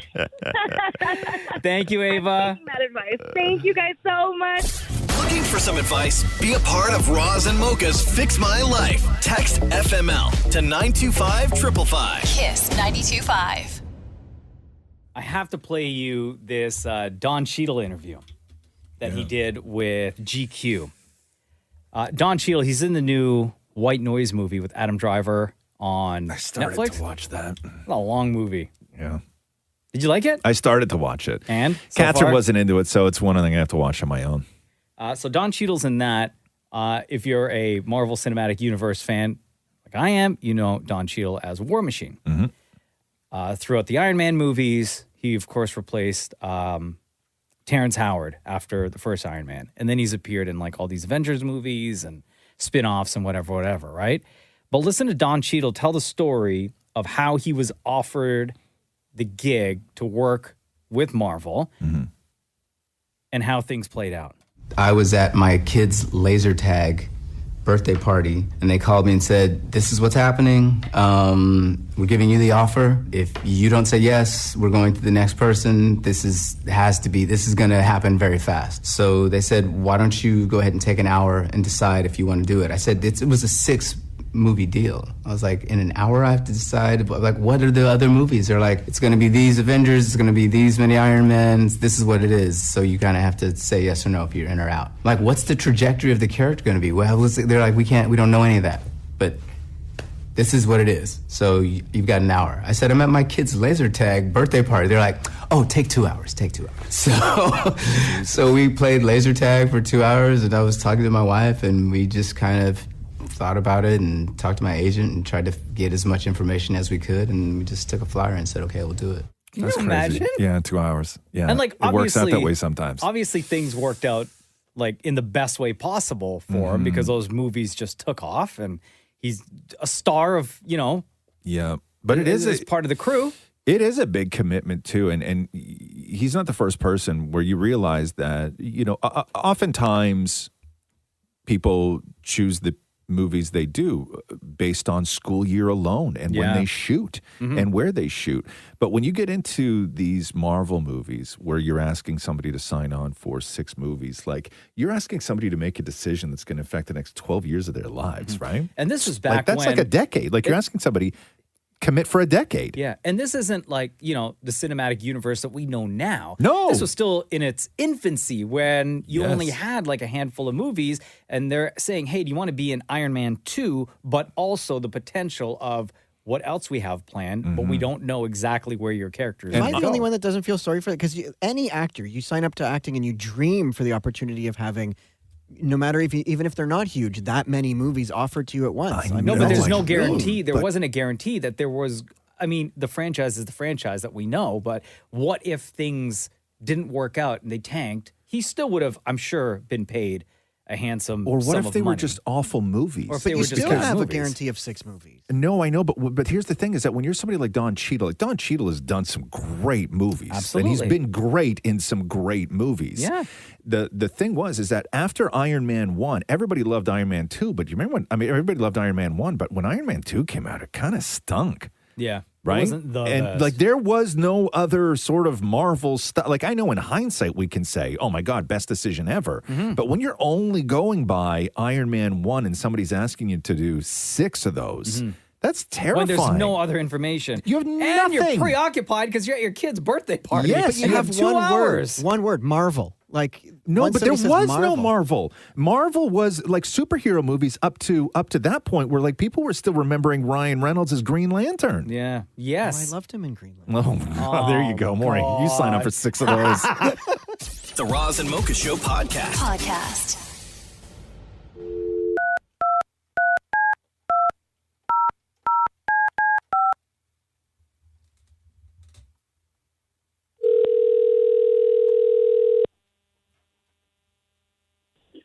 Good morning. Happy birthday to you. Happy birthday to you. Happy birthday, Shawn Desman. Oh, man. Happy birthday to you.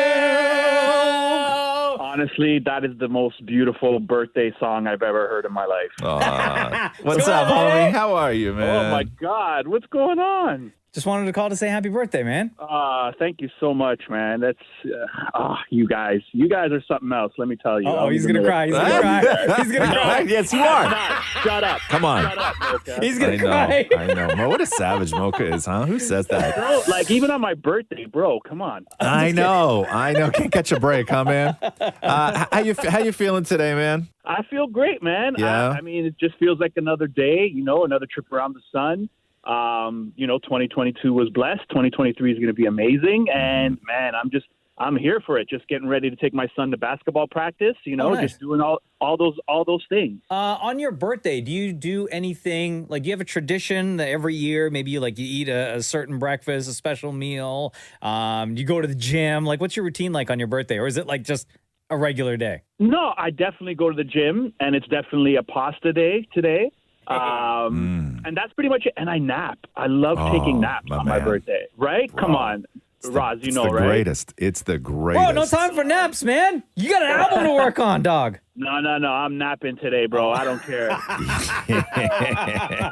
Hey, what's your nap routine, Shawn Desman? What is your what do you do? Are you couch or do you go to bed or what do you do? I'm a couch, and I don't nap for too long because then I wake up feeling, you feel like worse after. Yep. So like just like half an hour, just a good power nap, and then I'm good to go with the rest of my day. Blanket or no blanket? No blanket. No blanket. Really? I don't know. No. I need the blanket. Even guys. on the couch? Yeah, even on the couch. I need the sometimes blanket. if I'm on the couch napping and I have the blanket, sometimes I just put the blanket around just my middle. Like I don't put it on my feet. I don't put it on my shoulders. I'll just do it right around my middle. Really? Yeah. So because I'm always in shorts, I usually just put it like below, like where my shorts finish. There we go. Yes. Yes. Learning so much. Shawn Desman, we love you, bro. Happy birthday. We couldn't let the day go by without giving you a shout. Real quick, before we let you go, what can you tell us? Because I'm very curious about the album. What can you tell us about the progress of new music and what you're working on now? I'm like well into it. I'm taking a trip to Sweden next month to do some more stuff. Honestly, it's just fun, and like I'm having like a blast doing this again. Like I felt like it was going to be a lot of pressure, which I think it is. But like I'm just having a blast and just making music that I love and that makes me feel good, and like that's kind of like what it's been like this whole time in this process. Just make music that I love, make music that makes me feel great, and hopefully makes everybody else feel great. Perfect. Buddy, we love you. Happy birthday, Shawn Desman. I love it, and I'll be waiting for Maury's topless selfie. I was just gonna say, tradition on mine or Matthew's birthday is Sean always FaceTimes shirtless for us. Yes. Do you want the same for your birthday? Weird. 100%. Oh, Sean! While he's on the couch right before he takes his nap. No. Yeah, I gotta egg him on like you guys do. I gotta like come on. You thought you woke up feeling horrible last time. Shawn Desman, ladies and gentlemen, happy birthday, dog! Man. Love you guys, man. The Roz and Mocha Show podcast. Hey, Mocha. Yeah. You ready? Let's do the news.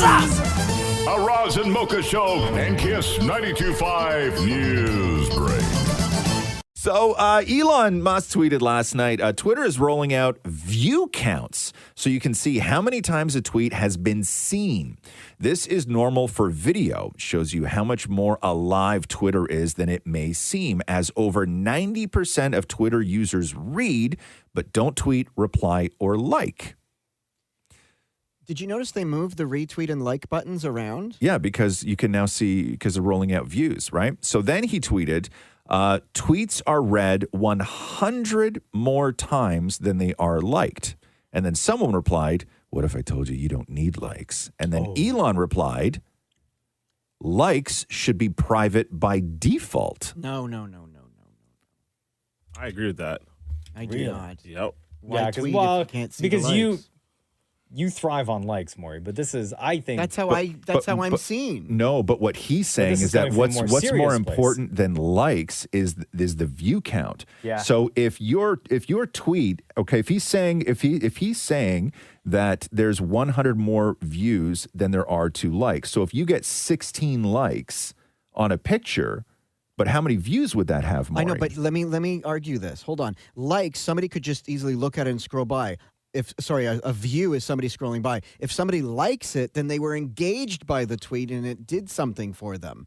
Anybody can scroll past. But what counts as a view, though, right? Is something just showing up in your time? Oh, you have to click it. Yes. Then. So you basically open the tweet. Yeah, open the tweet. Oh, wow. Open the tweet. Okay. And this is only good news for Samuel L. Jackson, who got busted. Who got busted liking X-rated videos on his birthday. He was just sitting around, turned 74, watching a little PRONO. And then everybody started replying to Sam Jackson being like, bro, your likes are public, huh? Like that stuff's not private. And everybody was like, leave Sam Jackson alone, man. He's 75 and just watch porno on his birthday. Yeah. But sometimes the like button is too close to where you're scrolling. And also the sad part of this story is that he unliked it. Oh, no. He did? Yeah, he was forced to unlike it. They shamed him into unliking it. Someone tweeted in all caps. Yeah. Just his name was Samuel with all Samuel. That's my middle name. Oh man. Someone goes Samuel L. Jackson, 74, liking Twitter porn. That's a man with his priorities in check.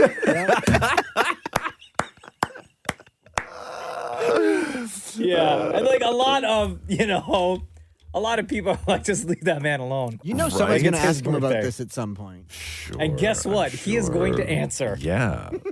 Where's the shame? I mean, what's going on? But Twitter's a unique place for that because Twitter's really the last place. None of the other socials allow any of that stuff, right? None of them do. It's weird to me still, after all this time, that there's still no censorship Well, of that. a lot of the accounts get shut down and they have Twitter. to restart again. Look, since I'm more the expert.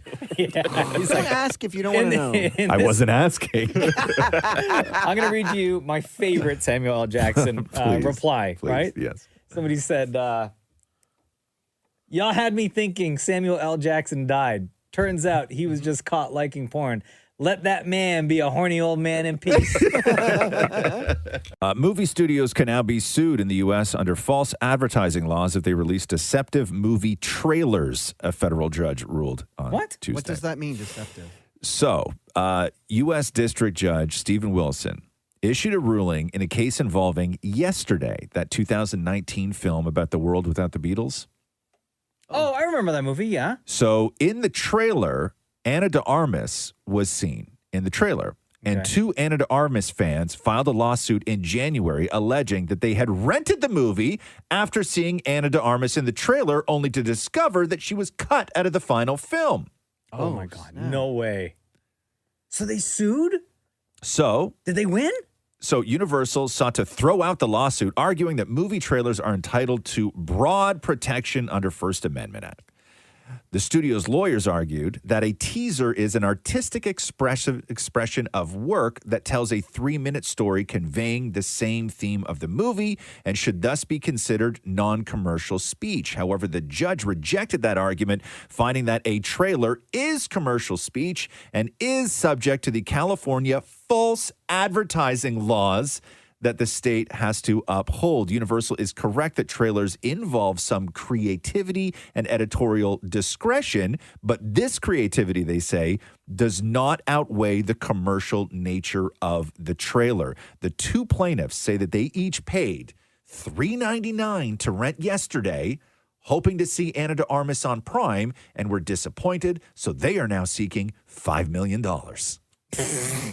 Oh, they paid $4 though, and now they want $5 million. Come on. Has Ana de Armas spoken out? That's America for you. No. But there have been so many trailers where you see one thing in a trailer and then it doesn't show up in the actual movie. Does this now mean people can go back? Because when trailers are cut, they're cut from footage. Like it's not like the director of the movie cuts trailers. Studio people cut trailers. Yeah. And they cut trailers from stuff before a final edit of the movie has even been done. Yes. So, yes, there's tons of times in trailers, lines in movies and actors and everything. You don't think these guys are going to win? They have a case. It's now going to Discovery. I know, but they may only get their $6 back. I don't know, man. I don't know. It's a class action case. So if 2,000 people jump on this. So if these people win, right? Yeah. Does that now mean that other people can go back in time and look through other trailers? I don't know if you can go back in time. I think that it would be any future trailers that they find deceiving. Because I remember in Rogue One, there was a famous, there was a scene with Jin Erso. Yeah. That was featured in the trailer, but didn't make it into the actual movie, Right. even though that actress But was. you would have to, but you would have to be able to say that you saw the movie based on that one scene, and that one scene was pivotal to the story told, right? Where this is an actor that was seen in the trailer that wasn't actually in the movie. And Well, then how do these- I know these in that two- Rogue One I clip, don't know, man. she wasn't reacting to something that was important to the movie? Yeah, but it's not why you went to see the movie. I don't know. The Roz and Mocha Show podcast. We got to get to this KWWL-TV in Iowa. So the storm is real bad in Iowa, and Mark Woodley is the sportscaster, but because there was no sports on, they needed all hands on deck to cover the storm, right? So Mark Woodley gets the call to go out and be their sort of man on the street for the first time. Mark, how you feeling out there? Again, the same way I felt about 8 minutes ago when you asked me that same question, right? I normally do sports. Everything is canceled here for the next couple of days. So what better time to ask the sports guy to come in about 5 hours normally earlier than he would normally wake up, go stand out in the wind and the snow and the cold and tell other people not to do the same. The Roz and Mocha Show Podcast. Do we have time to do the Bee Lady? Yeah, quickly. Okay, so Chris Pratt, have you seen the Bee Lady? Do you know what I'm talking about? Okay, so on like TikTok and social media and everything else, there's a woman named Erica Thompson who's like the bee whisperer, right? So here's a little clip of her videos where she touches the Bees bees. were living in these drawers, and I was called to give them a new home. So I started to carefully remove each piece of their hive. These bees had worked hard to build all of this comb. So whatever I took out of the drawers, I put into a new hive for the bees. Then it was time to get the bees into the new hive. So I just shook the bees out of the drawer and into their new home. Okay, so she touches the bees. Yeah. And everybody's obsessed with this woman. And Chris Pratt is one of those people obsessed with this woman. So he puts a video on social media. Keep in mind, in this video, he has one giant swollen eye. So here's Chris Pratt. So I've been following this bee lady on the Instagram. She's so cool and brave, and she goes in front of these hives of bees and says, "They're very calm today. I'm going to remove the bee. I'm going to use my bare hands to sift through the bees and look for the queen." So it's built up this false sense of security in me, to where I said, I think I can control bees too. No, Chris. So I saw a beehive 2 days ago, and I went towards it, and the man standing next to me said, "Hey, careful, there's bees." And I said, "These bees look very calm." Oh, no. And I just stared at these bees, and then one of them come out, and it stung me in the eyeball. Oh! So, anyways, that bee lady. That sucks. The Roz and Mocha Show podcast. Did Shawn Mendes shave his head? Is that what I'm looking at here? Mm-hmm. Wow. Like completely? He's got like a real widow's No, it's like peak. a buzz cut kind of thing. Yeah. Really? Yeah. It looks gorgeous. Does he? Yeah. I can't like see it. the picture I'm looking at right now. Let me play the video. He's got a real widow's peak, huh? He looks like a vampire. You never know what you got under there when you before you shave it all off, It's huh? risky. It's risky. Yeah, it Look at is. that. I wonder why he did I'm that. looking at a video of him. It's very invasive. He looks like he's in a robe, too. It's very invasive. No, He's that's his like sweater jacket. Oh, is it? Okay. We watched Lyle Crocodile? No, the soundtrack for that, by the way, is amazing. Yeah. It really is good. But we watched, and I don't know, you got to tell me if I'm wrong, but I said this to Jenna after we watched the show. Because I didn't want it to like ruin her vision of the guy in this show. Okay. But we watched both seasons of White Lotus. Yeah. Oh, so season good. 1 better than season 2. I disagree. But in season 2, yeah, the kid, Alfie, I thought he looked like Shawn Mendes. Yeah, that's the fair. entire series. I was like, oh my God, that's Shawn Mendes. Shawn Mendes / Jimmy Kimmel. A mix of the two. Oh, the son. The son. Yeah. I see that. Yeah. I see that. Looked Did you very did you Shawn like watch? What did you like White Lotus? I like season 1. Yeah. Season 2 was meh. Yeah, I don't want to spoil it for anyone, but like I find that with that show that I watch it and because I enjoy watching like certain awful people, right? There's some enjoyment I get out of that, but I find with White Lotus, like when the season ends, I have not thought once about White Lotus. Yeah. Like that show just didn't stay with me, and I watch it every week, and then as soon as I was done, I haven't thought about it once. But do you often think about shows after you watch them? Oh yeah, of course. I think season 2, even though it went, what was it, 7 episodes? Yeah. I think season 2 could have been. Which is a dumb number. Yeah, I think season 2 could have been 5. Oh, you think so, huh? I think they could have done the entire season. I enjoyed it. I enjoyed it as I was watching it. I don't know if I like And it then now, though. After seeing Sopranos guy from in Yeah. season 2, I was The like, dad, right? He played I was the like, The dad? grandfather. The grandfather. No, the dad. Michael Oh, Imperioli. the dad. Yeah. Imperioli. Sorry, It's yeah. like Christopher Moltisanti in Yeah. Sopranos. I was like, oh, maybe I'll start watching Sopranos again, right? So White Lotus season 2, 7 episodes. I go back and I look at season 1. I was like 22 episodes. Yeah, no, bro. I'm good. No. I'm good. I can't do that. I can't do that at all. The Roz and Mocha Show podcast. The Stranger Things cast looking like they're getting big raises for this 5th and final season. They say Winona Ryder and David Harbour are going to be pulling in $9.5 million for season 5. And then Gaten and Caleb and Noah Schnapp and Finn and Sadie are all making around $7 million for the season. The older actors, Natalie Dyer, Maya Hawke, Charlie Heaton, and Joe Keery are making around $6 million. Which ain't all that bad. But that Millie Bobby Brown, I guess she has like her own deal because she does like Enola Holmes and all that other stuff. So I don't She's think next they really level, know. next level. She's the highest paid on that show. Has to be. What do you above think? Like, Winona Ryder. Probably 10. Yeah. Yeah. 10 probably to 12. 10. Probably 10. Noah Schnapp came out over the holidays. Yay. That was a big deal. He wrote on TikTok, when I finally told my friends and family I was gay after being scared in the closet for 18 years, and all they said was, we know. Can I just say, guys?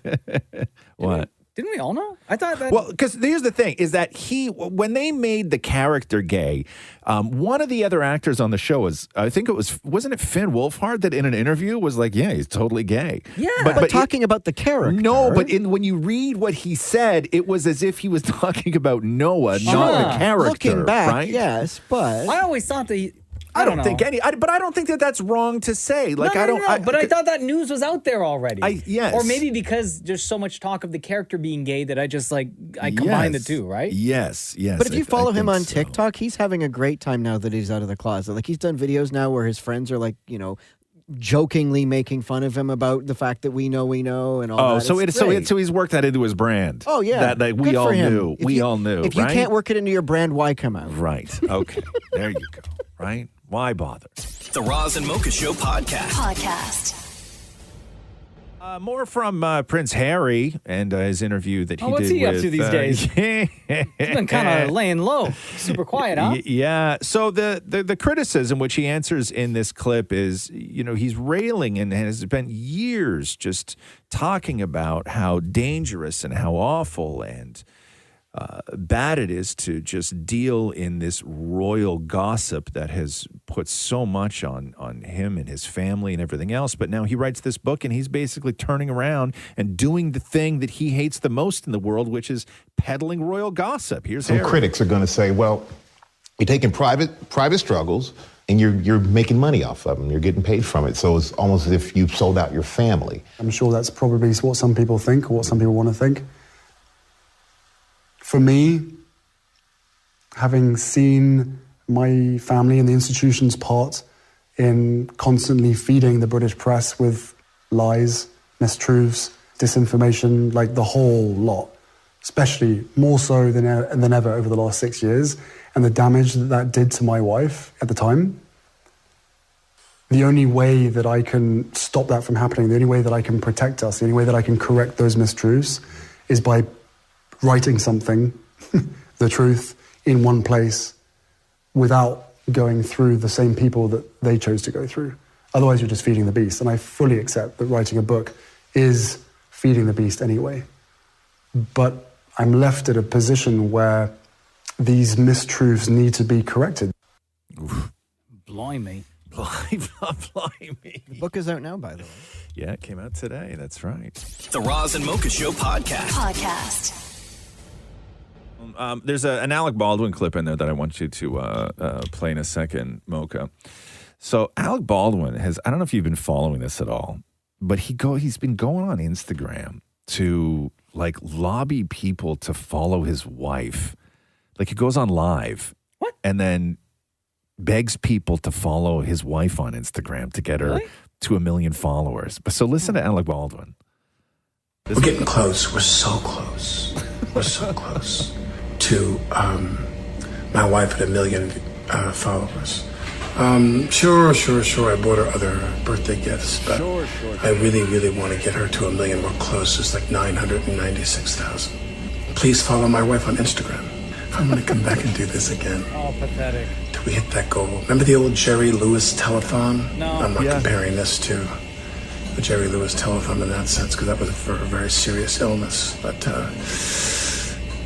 I'm going to keep coming back live. I wish I had a lot of celebrity guests like Jerry did. But this is the push, the big push. I want to get my wife to 1 million followers. So the Jerry Lewis telethon, by the way, was for muscular dystrophy, right? And it was like every Labor Day weekend. And he's like, I'm not comparing this to this, but man, I wish I had those celebrity guests to help me get my wife to 1 million. Like, what a weirdo. What a total weirdo. strange. By the way, they did. They No. succeeded, and then he just wrote a handwritten note and took a picture of it. It says, many thanks to everyone who helped get my wife to 1 million followers. And then he posted that with the caption that just simply read, truly, and then she reposted that on her IG, and so was it like a Christmas miracle? Holiday miracle? yeah, it was like She it was got a for follow? her. It was for her birthday, and that was the second video he did, begging fans to follow his wife on Instagram. That's so The dumb. second video he did. Is that not wild to you? But it seems like she was okay with it. She was totally okay with it. Of course, she wants 1 million followers. Yeah, because you know, right? You know that she works with, one of those groups or agencies or whatever, where as soon as she has 1 million plus followers, I'm sure that she can charge a whole lot more for Instagram posts than what she charges Did now. she post anything since? She reposted What's her name? the note. Hilaria? Hilaria Baldwin. Yeah. Hilaria. Remember when they came out that her accent was fake? Remember that story? Oh, yeah. She was like going on all these television shows with a fake 1 accent. million. Oh, yeah, there we go. You remember that? How wild that was?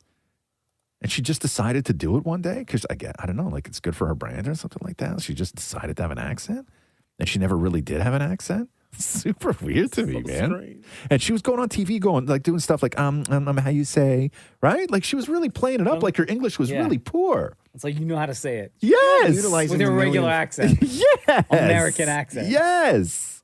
What's that, Maury? She's not utilizing the 1 million followers, but she did a video with Alex saying, "Did you notice I changed my shirt?" Oh my God. So you're mad at her because she doesn't use the platform to its fullest, right? Okay, you Is changed that your the deal? shirt. That's what you're telling your new 1 million followers. Well, listen, man. What does she have to say, right? I don't know. Alec Baldwin did all the work.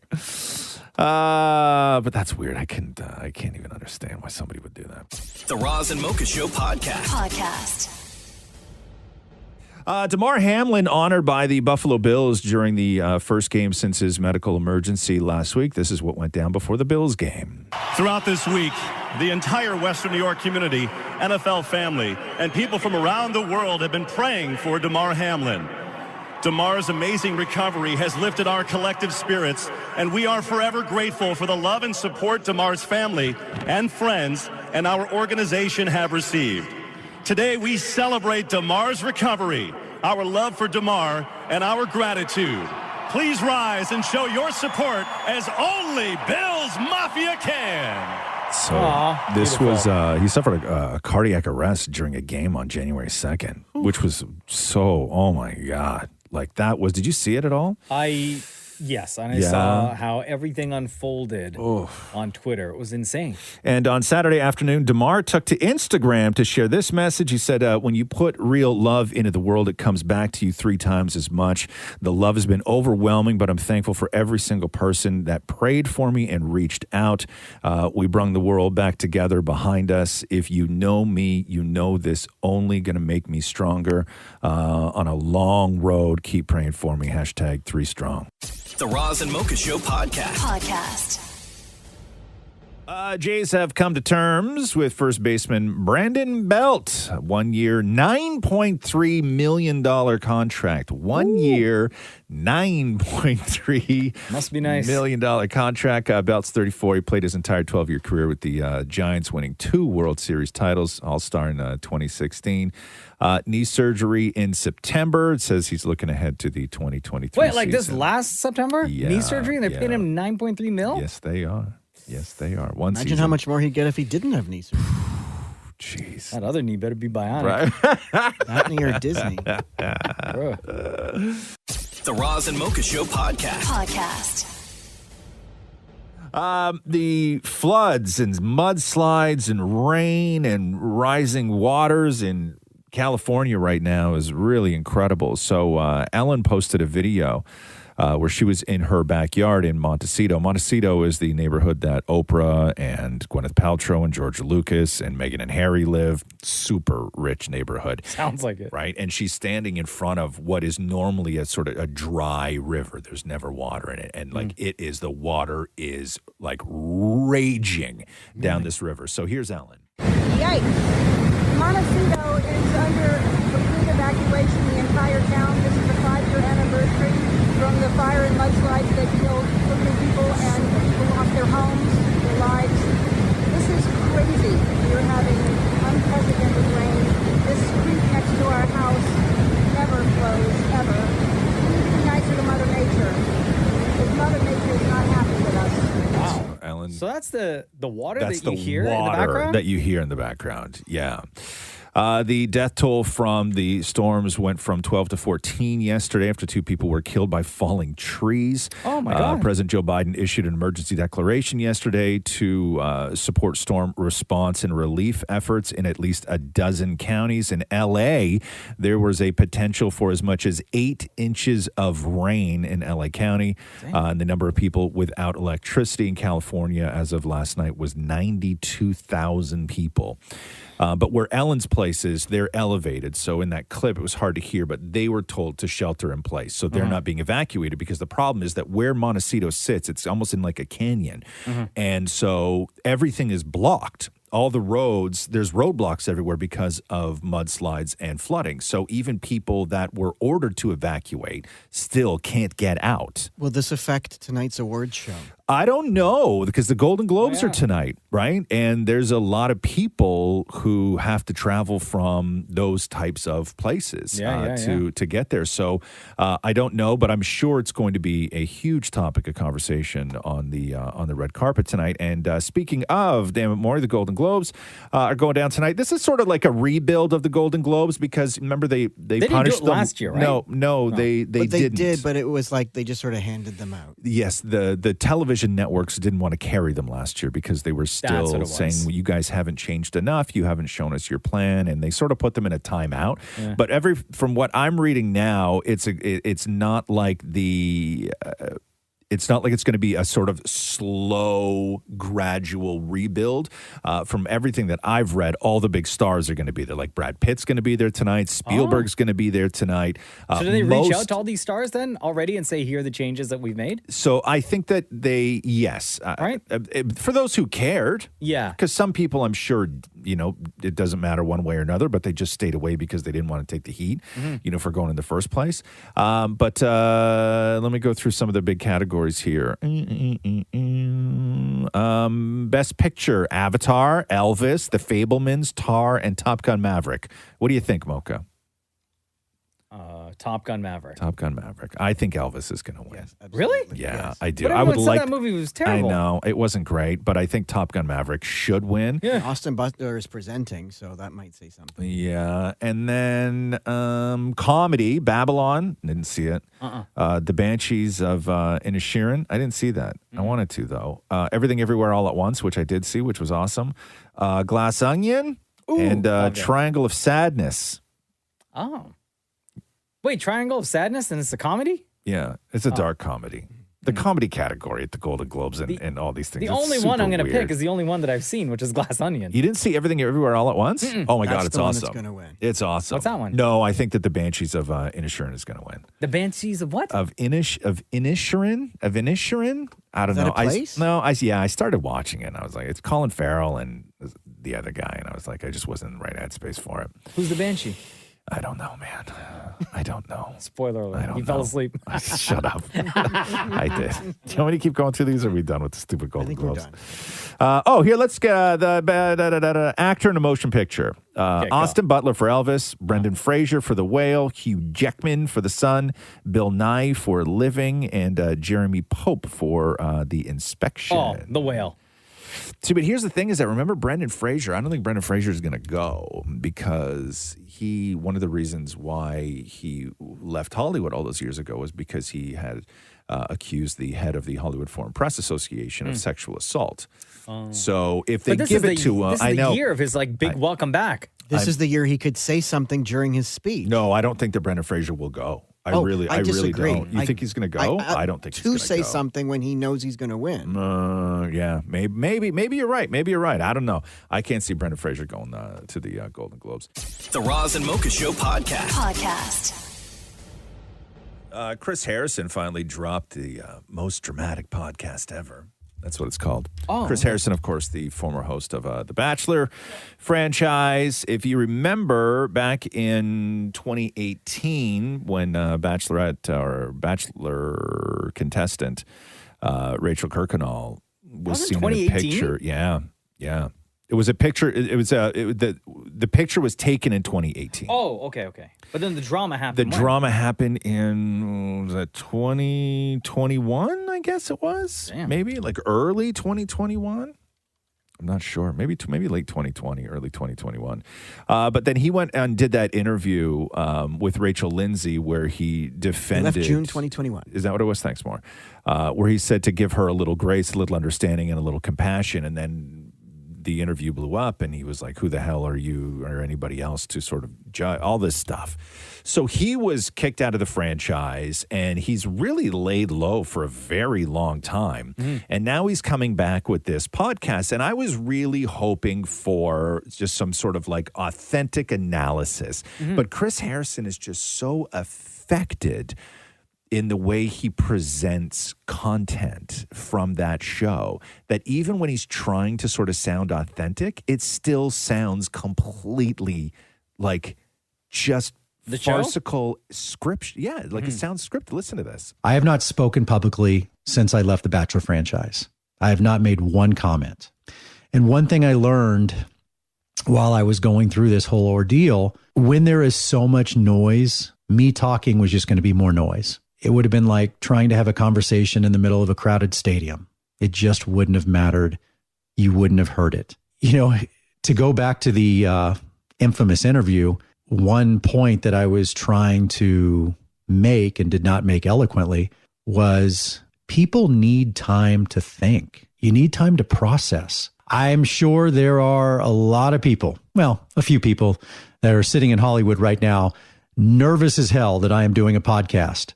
And I guess I would say to those people, if you're nervous, maybe you should be, because you probably know that I know.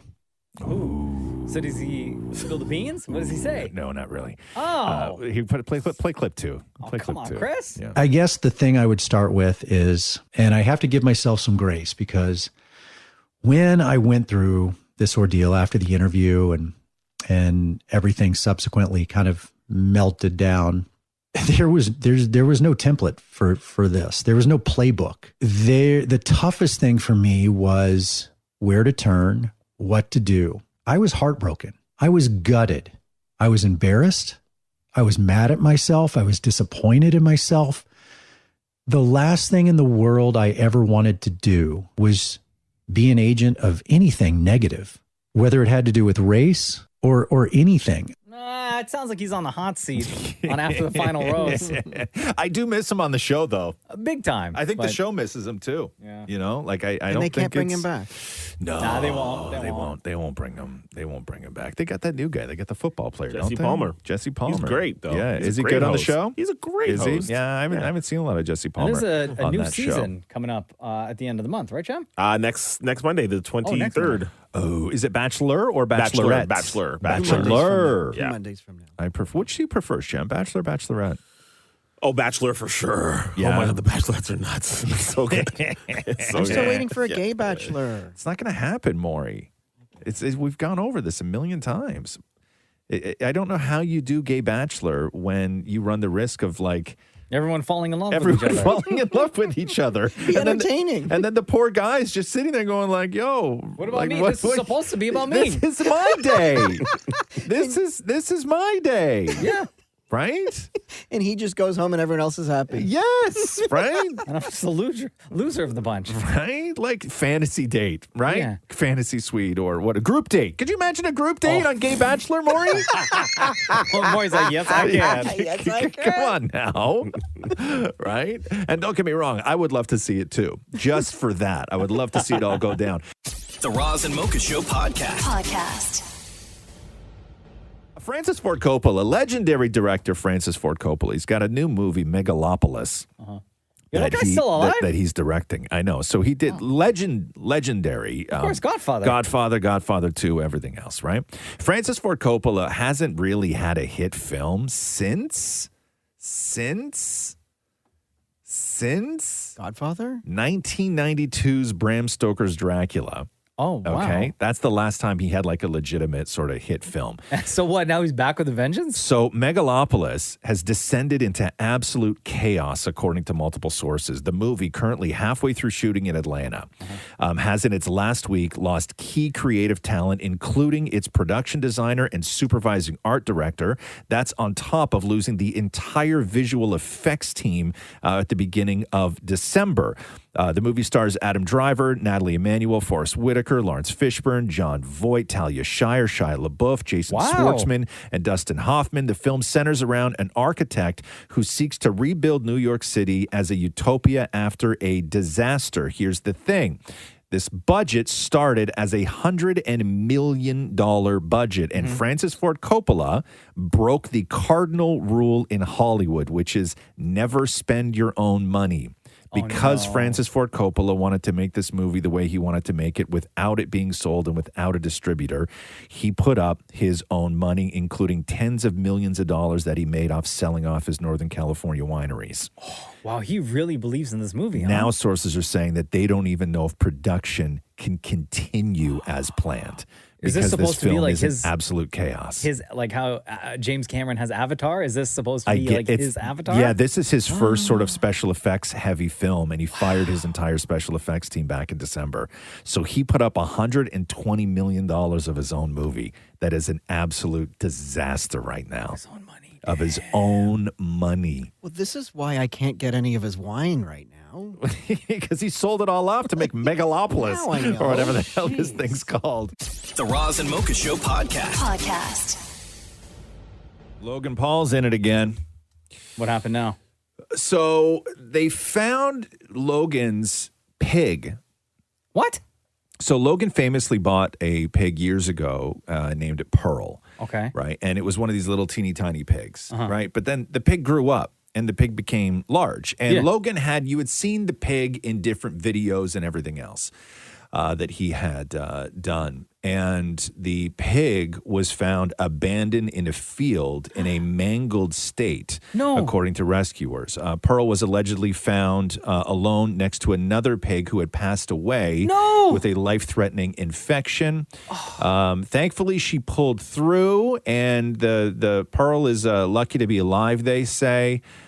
Footage of her heartbreaking plight has been shared by a company called The Gentle Barn, which is a U.S. animal sanctuary, who rescued Pearl from what they said would have been likely death. Now, the rescuers are not immediately blaming Logan Paul, although when you look at the pig, you can tell that this is the pig that Logan Paul had, right? They say that this may have been a irresponsible rehoming because Logan Paul moved from Los Angeles to Puerto Rico in 2021. So they're saying that maybe Logan tried to rehome the pig in a not so responsible way and gave it to somebody who said, yes, I want the pig, and then didn't actually want the pig, and then they abandoned the pig with another pig. But Pearl is fine. She's going to pull through, and she's now with friends and is getting all the care that she Logan needs. Paul hasn't said anything yet. He has right? not said anything. No. Cute pig, though. Real cute pig. This is the Roz and Mocha Show podcast. Logan Paul. So yesterday it was revealed that an animal rescue organization found Logan Paul's pig, Pearl, dying basically with infection next to another dead pig in like a forest. And Logan had made such a big deal when he got Pearl because he was like, look at my pig. And he's an influencer and he had a pig. And it looked like he cared for the pig when he watched all his videos.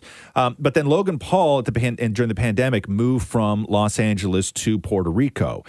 And so there's where the confusion was, is that everybody online was going in on Logan Paul because they thought that he had abandoned the pig when he moved, and he was getting a lot of hate. Like when you do this kind of stuff to an animal, people come at you hard. And Logan Paul has finally released a statement, an explanation as to what happened to Pearl the pig. Was she irresponsibly rehomed by me? Absolutely not. She was put in an amazing horse ranch where she lived an amazing life for 10 months.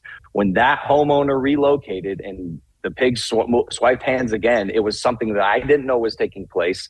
And apparently that farmer called the Gentle Barn to come pick her up. I found this out yesterday, and I emailed the Gentle Barn immediately and offered to help in any way I could. I cuddled with this pig. I slept with this pig. She was in my life for 2 to 2.5 years. And she lived the best life ever. She was regularly bathed, ate meals that were like gourmet for a pig, had a 30-foot by 50-foot pen, had an apartment of her own. Like, I loved this pig. And so, yeah, seeing that video was heartbreaking to me. I thought Pearl was in a safe, healthy condition and state. And when I found out that she was not, and it sucks, man. And I want to do everything I can to help. That's why I emailed the Gentle Barn. And like, I was going to keep this private, but like social media loves to do what they want, and the armchair quarterbacks trying to make assumptions about who I am and how I treat animals. I've grown up with animals my whole life. And whenever, if ever they have to be rehomed, I make sure they're in responsible homes that can take care of them accordingly. So he sent Pearl to a farm, which was a great farm, apparently. Then that guy moved and rehomed Pearl again. And it was that third person then who is responsible for mistreating Pearl. So that is the explanation from Logan Paul. Thanks for listening to the Roz and Mocha Show podcast. Catch the guys live Weekday mornings from 6 to 10 on Kiss 92.5. Kiss925.com. Or download the Kiss 92.5 app.